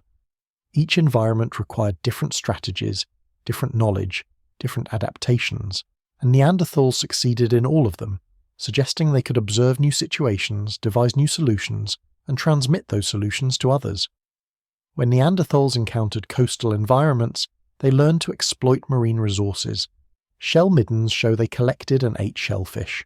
Cut marks on seal and dolphin bones suggest they hunted or scavenged marine mammals.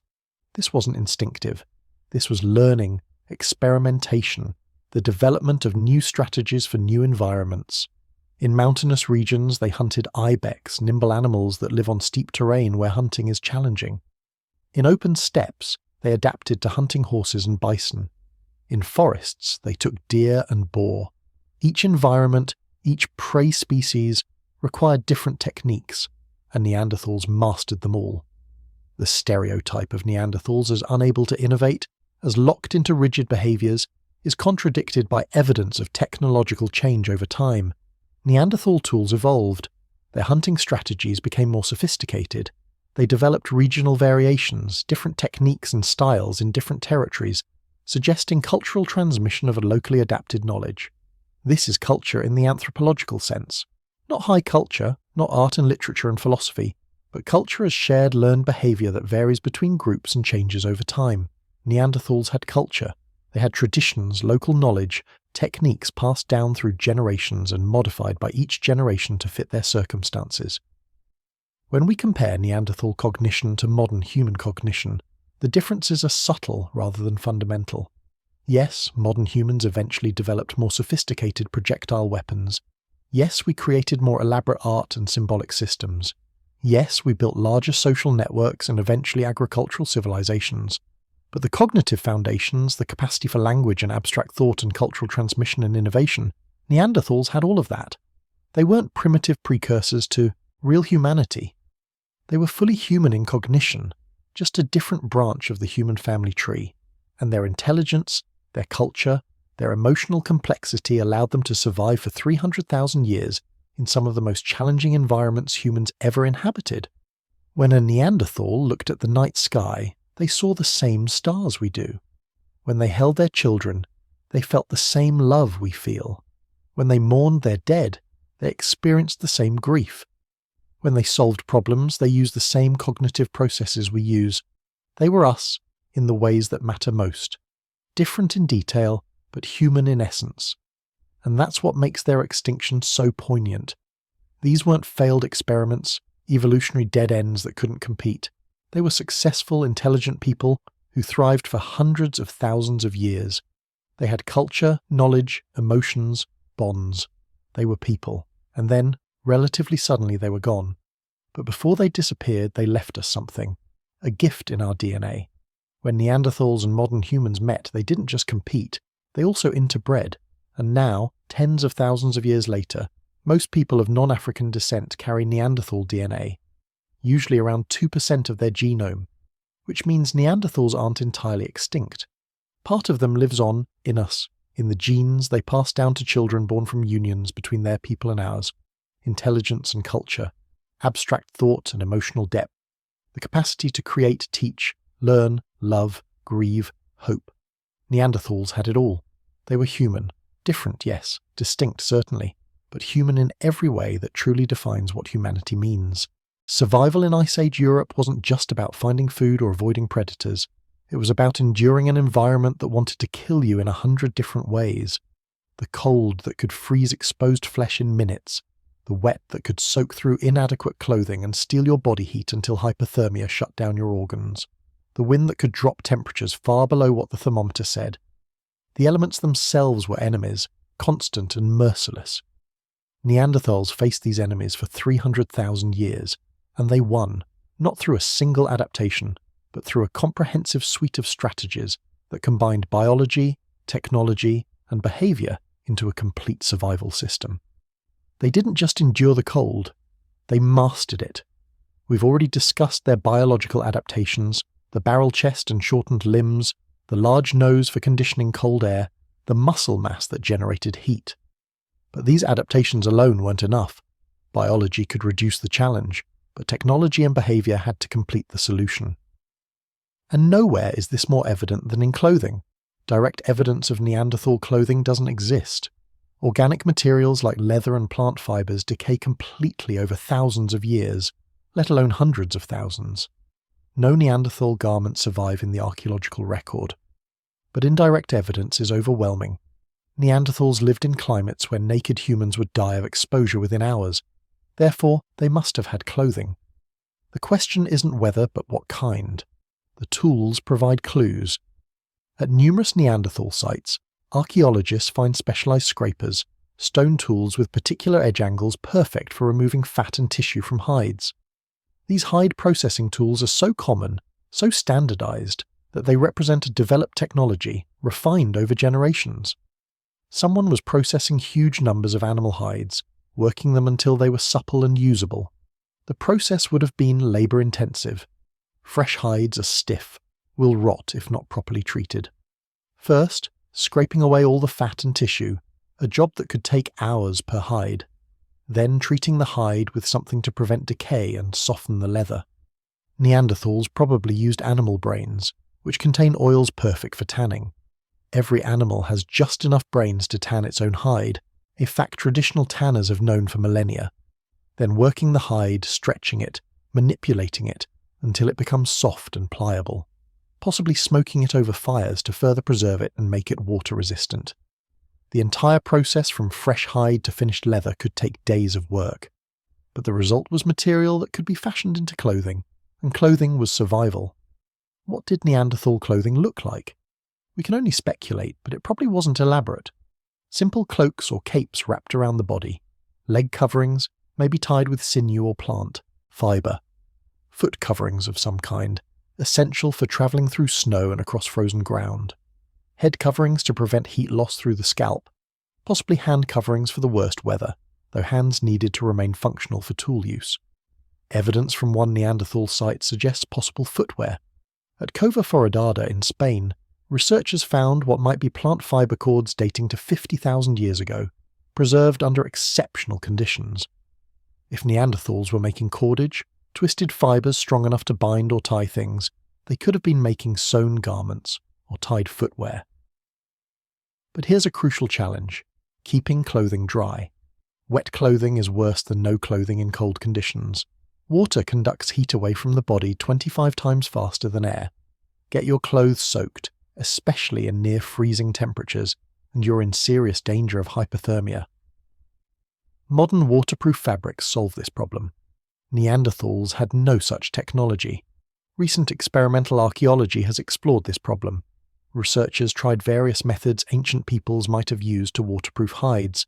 Smoking works somewhat, making leather more water-resistant but not truly waterproof. Treating hides with animal fats helps, but requires constant reapplication.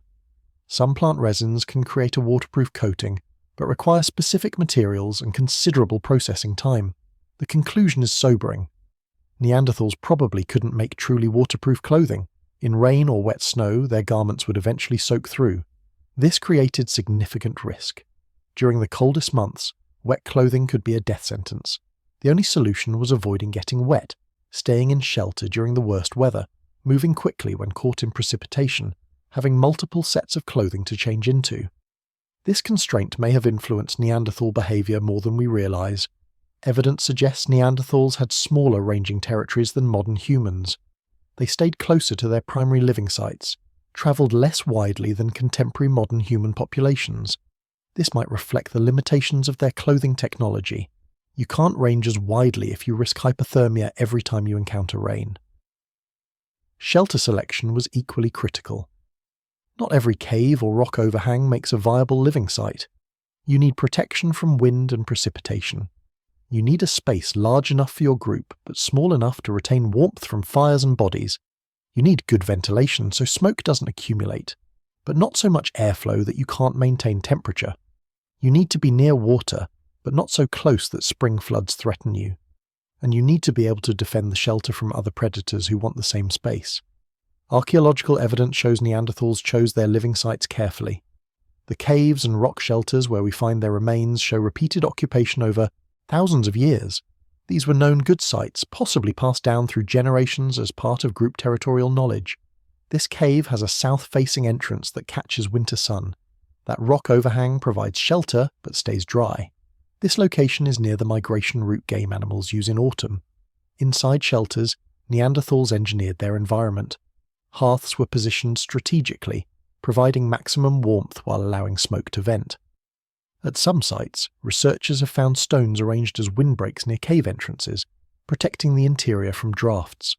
Sleeping areas show evidence of having been lined with plant materials and hides, creating insulation from the cold ground. Fire management was sophisticated.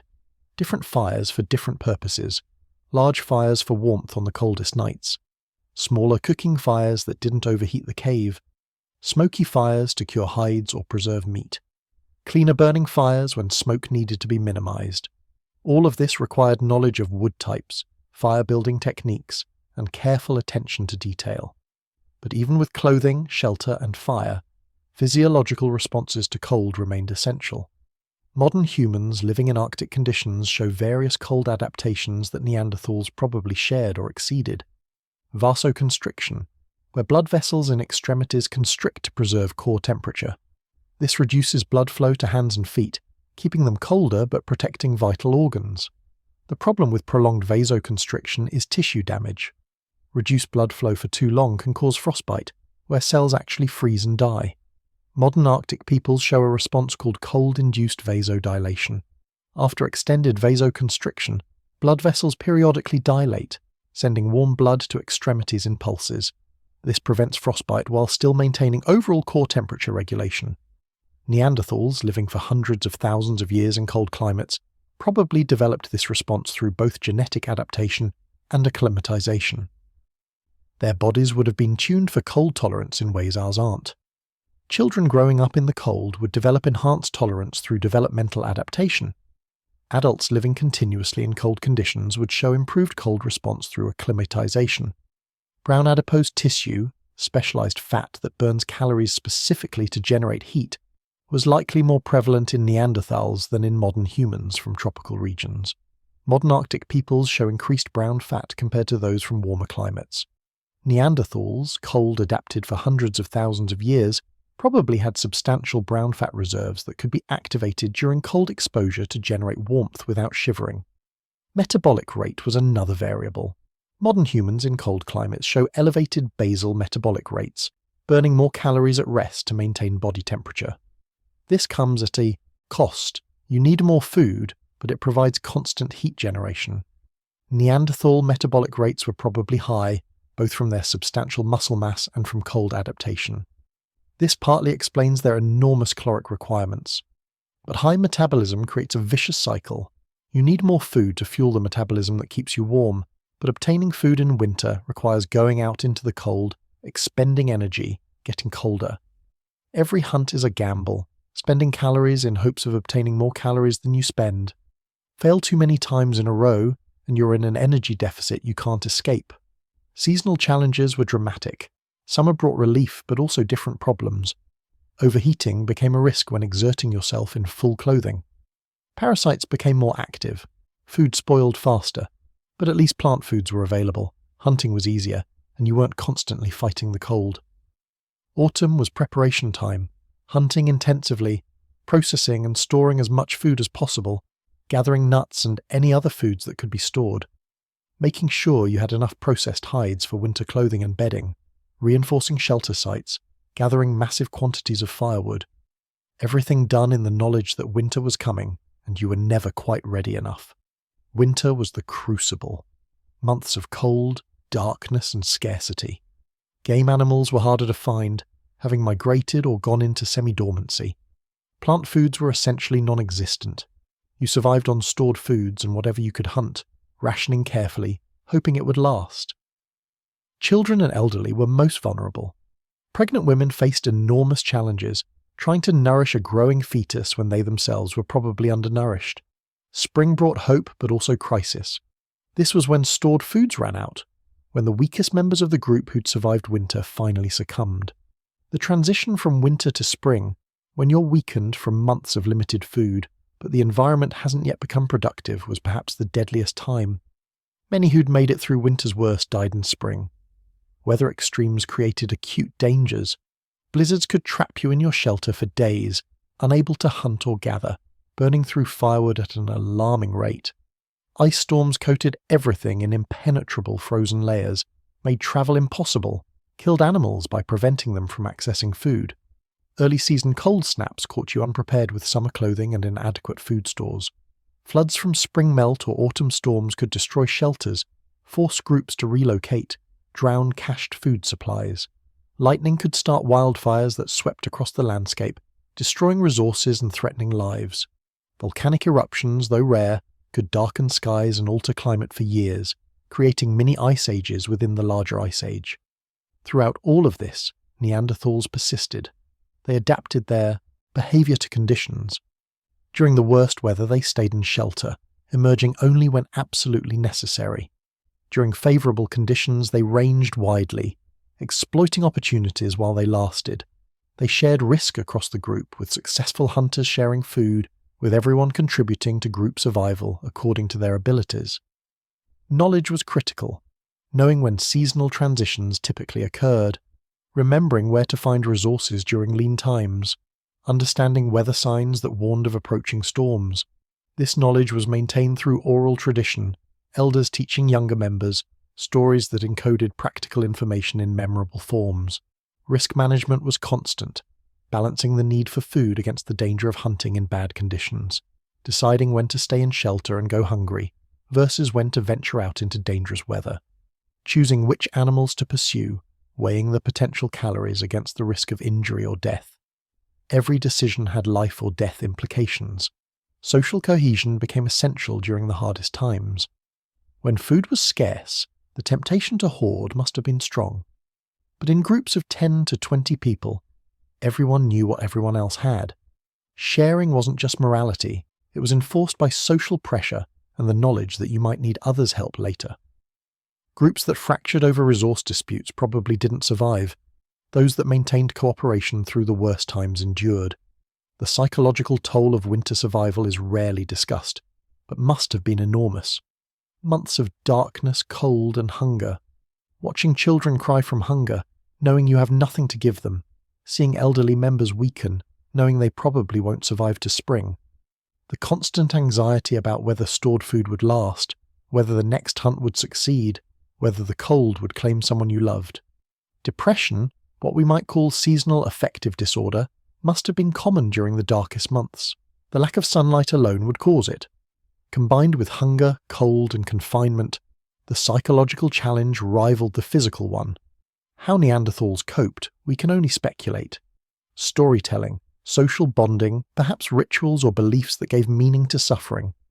The human capacity for enduring misery in hopes of better times must have been tested to its limits, and yet they endured, generation after generation, facing the same challenges, developing the same adaptations, passing down the same knowledge. The elements tested them constantly, and they passed the test. Not without losses, not without suffering, but successfully enough to maintain viable populations for hundreds of thousands of years. Against the elements, Neanderthals stood, with clothing and shelter and fire, with biological adaptations refined over millennia, with knowledge accumulated across countless generations, with social bonds that held, even when resources failed, with sheer stubborn will to keep going when everything urged giving up. They stood and they survived, and that survival is perhaps their greatest achievement. For most of Neanderthal existence, they were the dominant humans in their world. The only humans, really, at least in Europe and Western Asia. They faced competition from other predators, certainly. Cave lions, wolves, hyenas, but not from other humans.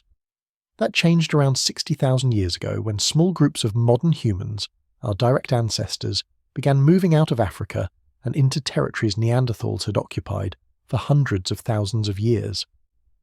What happened when these two human species met? For over a century, the dominant narrative was simple and brutal. Modern humans arrived, superior in every way, and rapidly replaced the inferior Neanderthals who couldn't compete. This story fit comfortably with colonialism and racial theories popular when Neanderthals were first studied. It made our species the inevitable winners, the superior form of humanity destined to inherit the earth. But like so many comfortable narratives, it was wrong. The truth is far more complex, more ambiguous, and far more interesting. When modern humans and Neanderthals met, they didn't just compete. They also coexisted, traded, learned from each other, and interbred. The relationship between these two human species was complicated in all the ways human relationships always are. Before we get to modern humans, though, we need to understand the competition Neanderthals faced from other predators, because the Ice Age landscape wasn't empty. It was full of large, dangerous carnivores, many of which wanted the same prey animals Neanderthals hunted, and some of which saw Neanderthals themselves as potential prey. Cave lions were among the most formidable competitors. Larger than modern lions, weighing up to 700 pounds, they were apex predators who hunted in prides. Lions and Neanderthals competed for the same large prey: horses, bison, deer. More importantly, they competed for caves. The best cave sites, the ones with good protection and proximity to water and game, were claimed by whoever could hold them.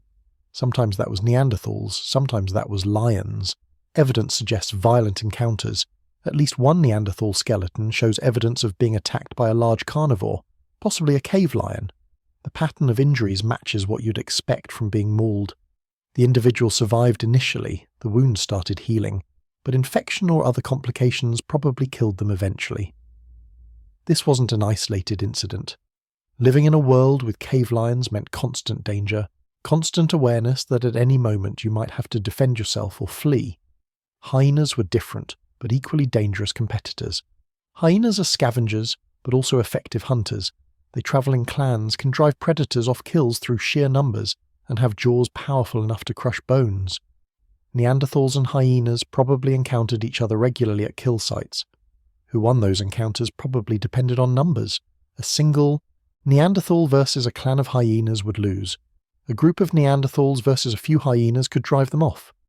Archaeological sites sometimes show evidence of both Neanderthal and hyena activity in the same caves, though usually not simultaneously. Layers of sediment with Neanderthal artifacts and hearths, then layers with hyena bones and coprolites, their fossilized feces, then Neanderthal layers again. The caves changed hands, claimed by whoever was strongest at any given time. Wolves posed a different challenge.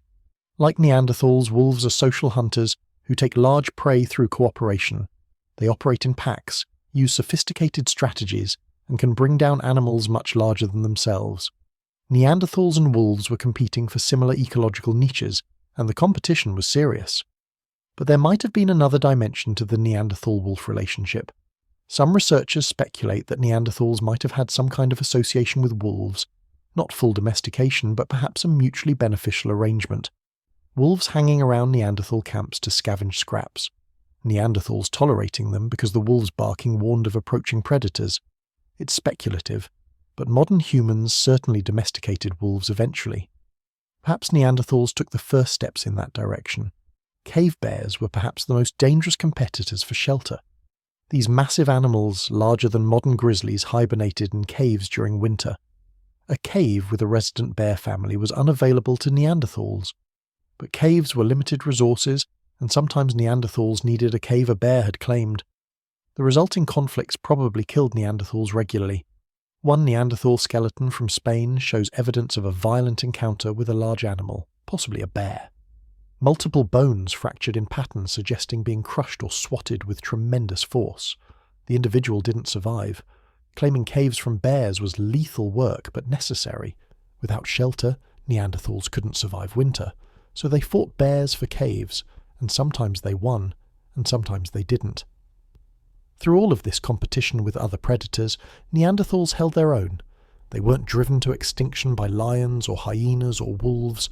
They maintained territories, defended resources, survived despite constant pressure from dangerous animals. For 300,000 years, they coexisted with Ice Age predators, neither dominating completely nor being dominated. Then modern humans arrived. The earliest evidence for modern humans in Europe dates to around 45,000 years ago, possibly earlier.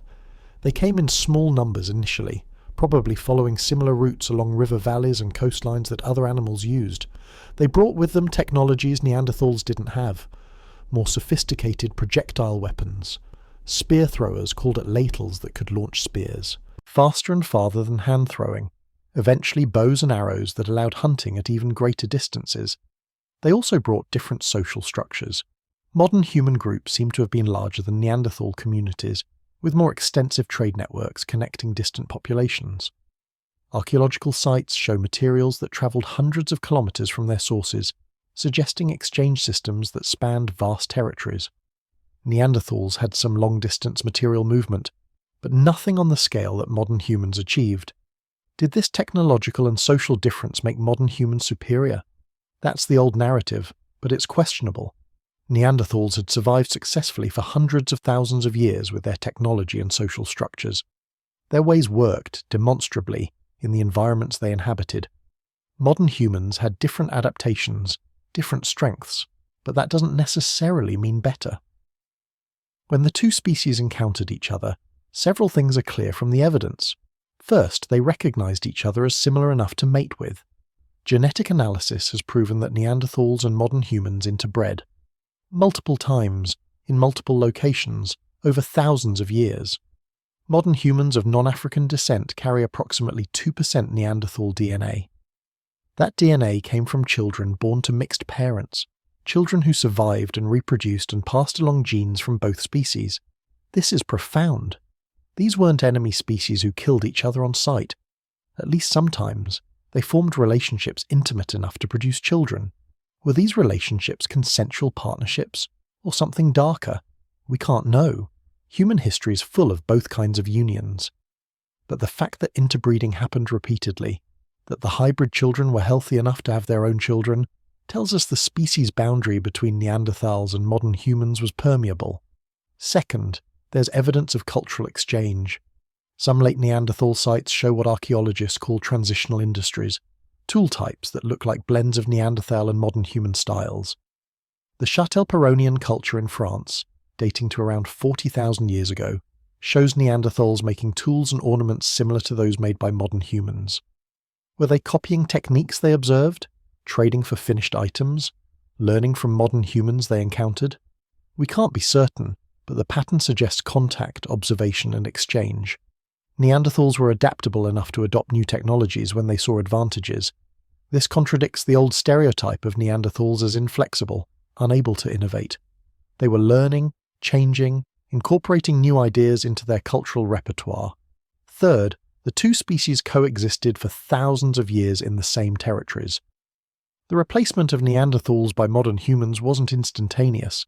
In some regions, they overlapped for 10,000 years or more. During this overlap period, they were sharing the same landscapes, hunting the same animals, using some of the same caves at different times. They weren't just encountering each other occasionally, they were neighbours. What was that coexistence like? Probably complicated, sometimes cooperative, trading goods or information, sometimes competitive, vying for the same resources, sometimes violent, as any encounter between groups competing for survival could turn. But not always violent. The interbreeding proves that. Some researchers argue that modern humans had communicative or organisational advantages that gave them an edge. Larger social networks meant more trading partners, more sources of information, larger mating pools that reduced inbreeding. More sophisticated projectile weapons meant safer hunting with lower injury rates. Better ability to exploit diverse food sources meant they could survive when large game was scarce. But these advantages weren't overwhelming. If modern humans were so superior, why did it take them 10,000 years to replace Neanderthals in Europe? Why did Neanderthals persist in some regions like southern Spain and Gibraltar, possibly until 35,000 years ago, 10,000 years after modern humans arrived? The answer might be that modern humans didn't have overwhelming advantages. They had different adaptations that worked slightly better in changing conditions, and the conditions were changing. Between 60,000 and 40,000 years ago, the climate was highly variable. Rapid swings between warmer and colder periods, unpredictable precipitation patterns. These fluctuations might have favoured the more flexible, more widely networked modern humans. There's also the population numbers argument. Genetic evidence suggests Neanderthal populations were always small, always isolated into tiny communities with limited gene flow between them. Modern humans, even in small initial numbers, maintained connection to populations back in Africa and across Asia. They had a larger total population to draw on, more genetic diversity, better ability to recover from local catastrophes. When a Neanderthal community failed, those genes were gone. When a modern human group failed, relatives from connected populations could move in and reoccupy the territory. Over time, this resilience added up. Modern humans could afford more failures because they had backup. Neanderthals couldn't. Disease is another possible factor, though difficult to prove. Modern humans coming from tropical Africa might have carried pathogens that Neanderthals had no immunity to. The devastating epidemics that followed European contact with the Americas provide a grim parallel. Indigenous populations with no exposure to Eurasian diseases died in massive numbers, not through any inferiority, but through simple bad immunological luck. Could something similar have happened to Neanderthals? It's possible, but we have no direct evidence. Diseases don't fossilize. The patterns we'd expect to see, rapid population declines coinciding with modern human arrival, are hard to detect in a fossil record already sparse and discontinuous. Violence is often suggested but also hard to prove. Some Neanderthal remains show evidence of violence, but it's unclear whether from encounters with modern humans, with other Neanderthals, or with animals. No Neanderthal skeleton definitively shows being killed by modern human weapons, though absence of evidence isn't evidence of absence. Modern human hunter-gatherer societies show variable levels of intergroup violence. Some are relatively peaceful. Others have high rates of conflict over resources and territory. If modern humans and Neanderthals were competing for the same resources, violence was probably part of the relationship, but it probably wasn't the whole relationship. Coexistence for thousands of years suggests periods of peace, trade, and tolerance mixed with periods of conflict. The final Neanderthal populations retreated to refuges in southern Europe, Gibraltar, southern Spain, Italy. Places where the climate was mildest, where they could persist even as populations elsewhere failed. But these last Neanderthals were isolated, cut off from each other, their genetic diversity dwindling. Even without modern human competition, they might have been on a trajectory toward extinction. Around 40,000 years ago, the last Neanderthals disappeared from the archaeological record. Sites that had been occupied for millennia fell silent. The stone tools that mark Neanderthal presence vanish. In their place, only modern human artifacts remain. The replacement was complete. But was it extinction or absorption? With 2% Neanderthal DNA in modern humans, can we really say Neanderthals went extinct? They didn't disappear completely. They merged into modern human populations, their genes incorporated into our genome, their biological legacy living on in billions of people today. Some Neanderthal genes show evidence of positive selection in modern humans, meaning they provided advantages that spread through populations. Genes affecting immune function, skin and hair characteristics, metabolism. These Neanderthal alleles helped modern humans adapt to Eurasian environments. In a sense, Neanderthals gave us genetic tools for surviving outside Africa. The relationship between Neanderthals and modern humans defies simple categorization. We weren't just competitors or just lovers or just neighbors. We were all of these things at different times and places. We fought and we cooperated and we interbred, and eventually one species remained and the other didn't, at least not as a distinct population. But the other species didn't vanish completely. Part of them persists in us, in the DNA we carry, in the genes that helped our ancestors survive Ice Age Europe. Neanderthals didn't lose to us, they became part of us. And that might be the most profound twist in the entire story. Around 40,000 years ago, something ended. Not suddenly, not with catastrophe or single decisive event, just a gradual fading, a slow retreat, populations dwindling until one day there were no more. The last Neanderthals died, their line ended, and a human species that had dominated Ice Age Europe for 300,000 years simply ceased to exist. The question that haunts paleoanthropology is why? Why did a species so successful, so well adapted, so intelligent and sophisticated disappear? What combination of factors could eliminate people who had survived ice ages and volcanic eruptions and climate swings that would have destroyed lesser beings? The answer, frustratingly, is that we don't entirely know. But we can piece together the likely factors, the pressures that accumulated until Neanderthal populations could no longer sustain themselves. Start with the timeline. The last definitive Neanderthal fossils and artifacts date to around 40,000 years ago, though some contested sites in southern Spain and Gibraltar might push this to 35,000, or even slightly later. The uncertainty reflects the challenge of dating the latest Neanderthals. Their populations were tiny by this point, scattered in isolated refuges. The archaeological evidence becomes sparse when populations become sparse, but the pattern is clear. 45,000 years ago, Neanderthals occupied territories from Spain to Siberia. 40,000 years ago, they were gone from most of their range, persisting only in southwestern Europe. 35,000 years ago, they had vanished entirely. In just 10,000 years, a relatively brief period in evolutionary terms, an entire human species disappeared. The climate during this period was brutally unstable. Between 50,000 and 40,000 years ago, the world experienced rapid temperature swings. The Dansgaard-Oeschger events, sudden warmings followed by equally sudden coolings, happened repeatedly. Temperatures could shift by 15 degrees Fahrenheit in just a few decades. Precipitation patterns changed.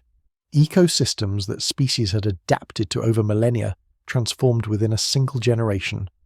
For Neanderthals, already living in small, isolated populations, these climate swings were catastrophic. When your territory supported you at certain temperature and precipitation levels, and those suddenly changed, you either adapted quickly or died. Small populations can't adapt quickly. There's not enough genetic diversity, not enough individuals to weather the losses while new adaptations emerge. Each climate swing probably caused population crashes. Groups that couldn't find food during the transition periods died out. Territories that had been viable became uninhabitable, and with small populations to begin with, each crash reduced numbers that were already dangerously low. Eventually, populations fell below viable thresholds. With only a few dozen or few hundred individuals, scattered across vast territories, finding mates became difficult. Inbreeding increased, genetic problems accumulated. This is what geneticists call an extinction vortex. Small populations are more vulnerable to random events. A bad winter, a disease outbreak, a few failed hunts in a row, any of these can eliminate a small group. As populations shrink, they become even more vulnerable to the next disaster. The process feeds on itself until population numbers fall so low that recovery becomes impossible. The genetic evidence from the last Neanderthals supports this interpretation. Late Neanderthal populations show very low genetic diversity, signs of inbreeding, long stretches of homozygosity indicating recent common ancestors. These are populations on the edge, genetically compromised, struggling to maintain viability. Even without modern human competition, they might have been headed toward extinction. But modern humans were there, and they were part of the equation. not necessarily through violence, though conflict surely occurred, more insidiously through competition for resources.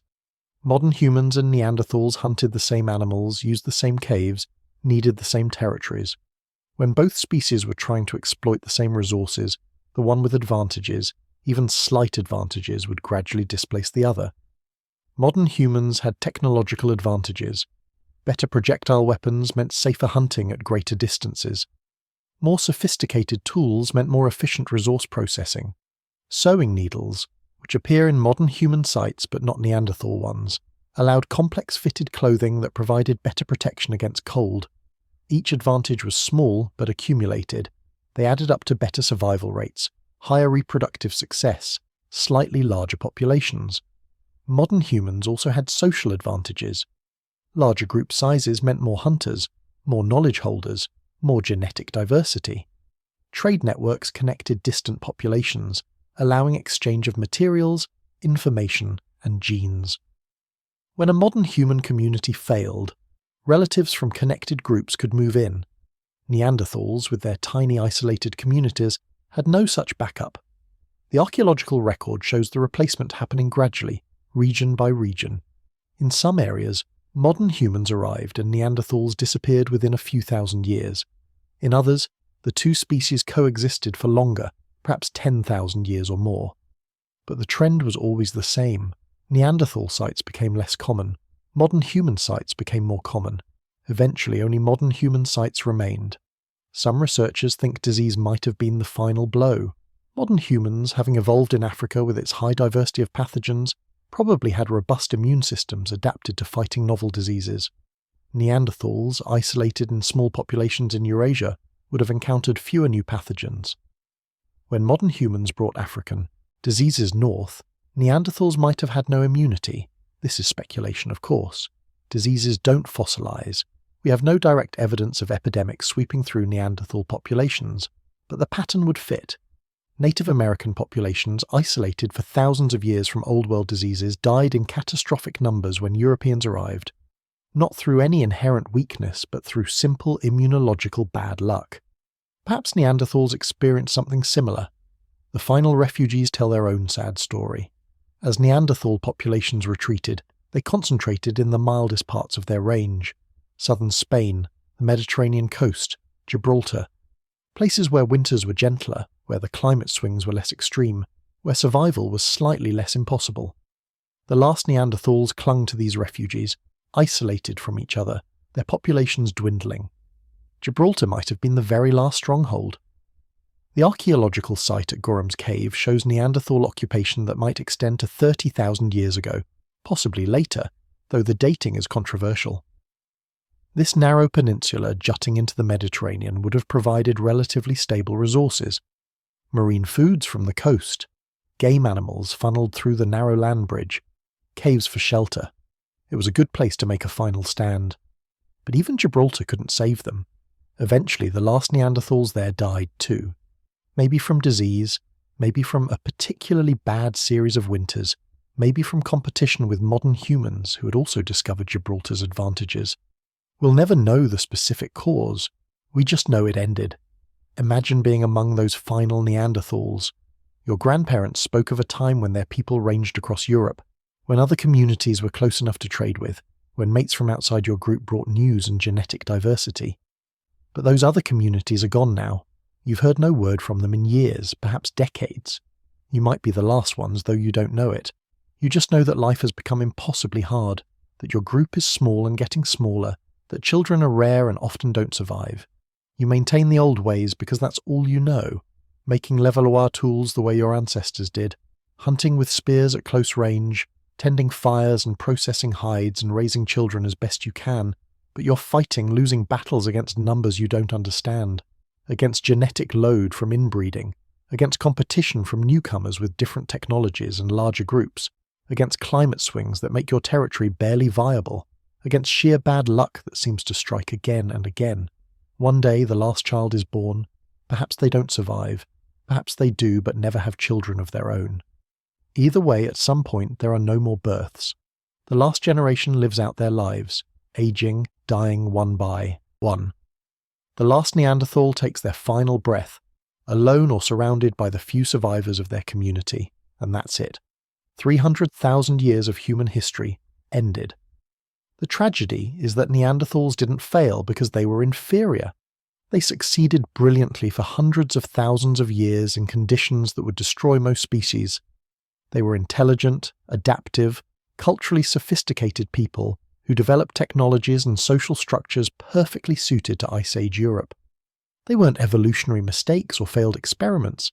They were successful humans who had the bad luck to encounter another successful human species at exactly the wrong time. If modern humans had never left Africa, if that particular migration had failed or never happened, Neanderthals might still exist today. They might have continued evolving, adapting, perhaps eventually developing agriculture and technology and civilization. The world might be shared by multiple human species, each with its own history and culture and contributions to human knowledge. Instead, one species survived and the others didn't, and we're left wondering what was lost. But something was preserved. That 2% Neanderthal DNA in modern non-African populations represents tens of thousands of genes. Some of those genes are actively functional, providing advantages that spread through modern human populations.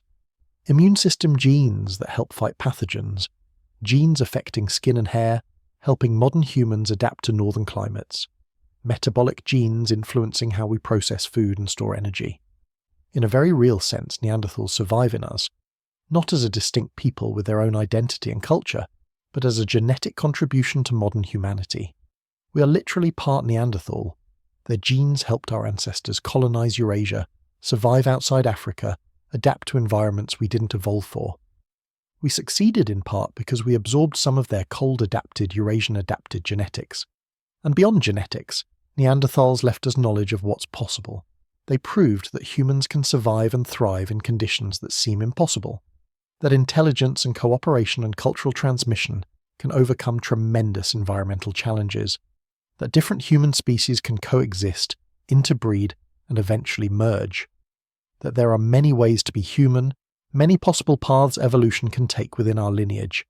Every time archaeologists find a new Neanderthal site, uncover new artifacts, analyze new genetic samples, we learn more about these remarkable people. We correct old misconceptions, challenge outdated stereotypes, gain new appreciation for their achievements. The brutish caveman has been replaced by a far more accurate and far more impressive picture.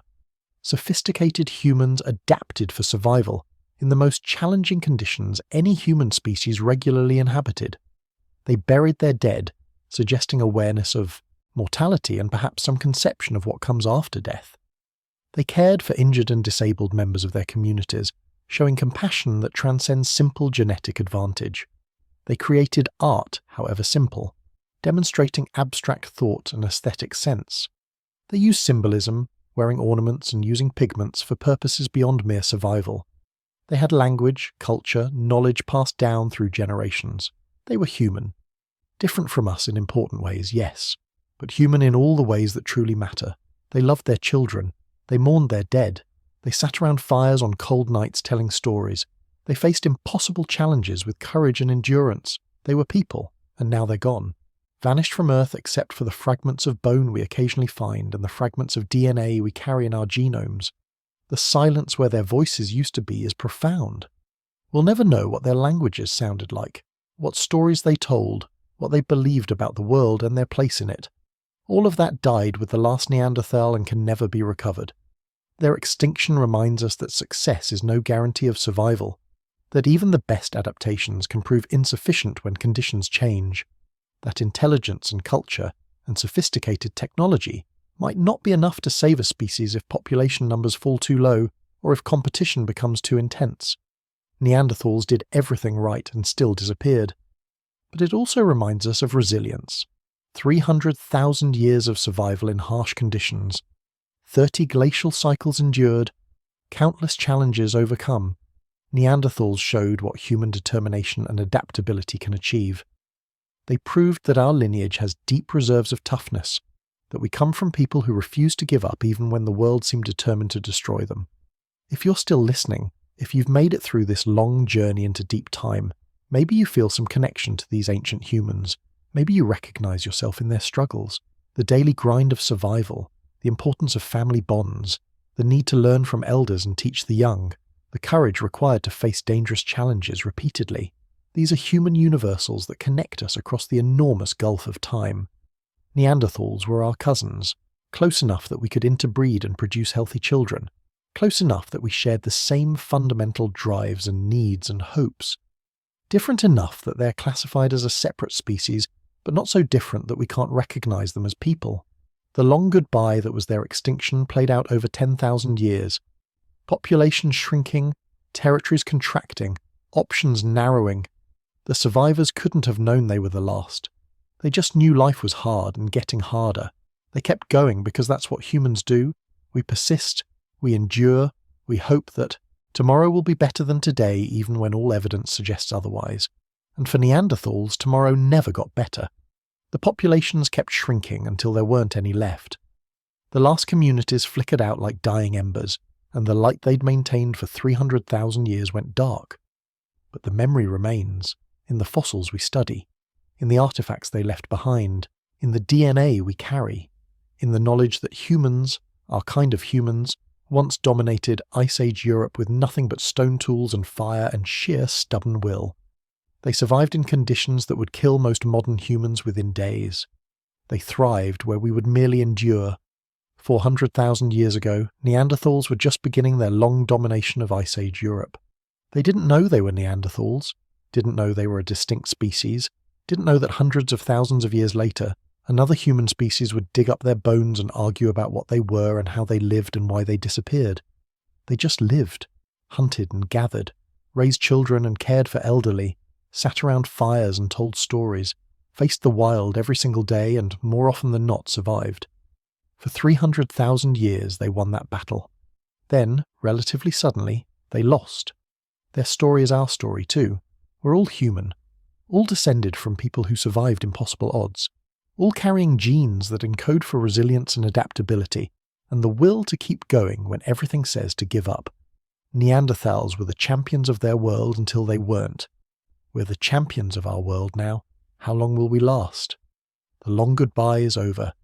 Neanderthals are extinct as a distinct population, but their legacy remains, written in our DNA, demonstrated by their archaeological achievements, proven by 300,000 years of successful survival in the harshest conditions. They were people, they mattered, and they're gone. 40,000 years later, we remember them, we study them, we try to understand who they were and what happened to them, and in doing so we learn about ourselves, about our capabilities and our vulnerabilities, about what it means to be human in all the ways that word encompasses. The world they knew is gone, the ice has retreated, the megafauna are extinct, the caves they sheltered in are now tourist sites or archaeological digs, but 400,000 years ago it was their world, and they survived it, magnificently, for longer than we've existed as a species. Remember them, the people who mastered the Ice Age wild, the people who made fire and tools and art and culture, the people who loved and grieved and hoped and endured, the people who were, in every way that matters, human. The Neanderthals, gone but not forgotten, extinct but not entirely lost, different but not alien. The other humans who shared our world and now live on, in small but real ways, in us.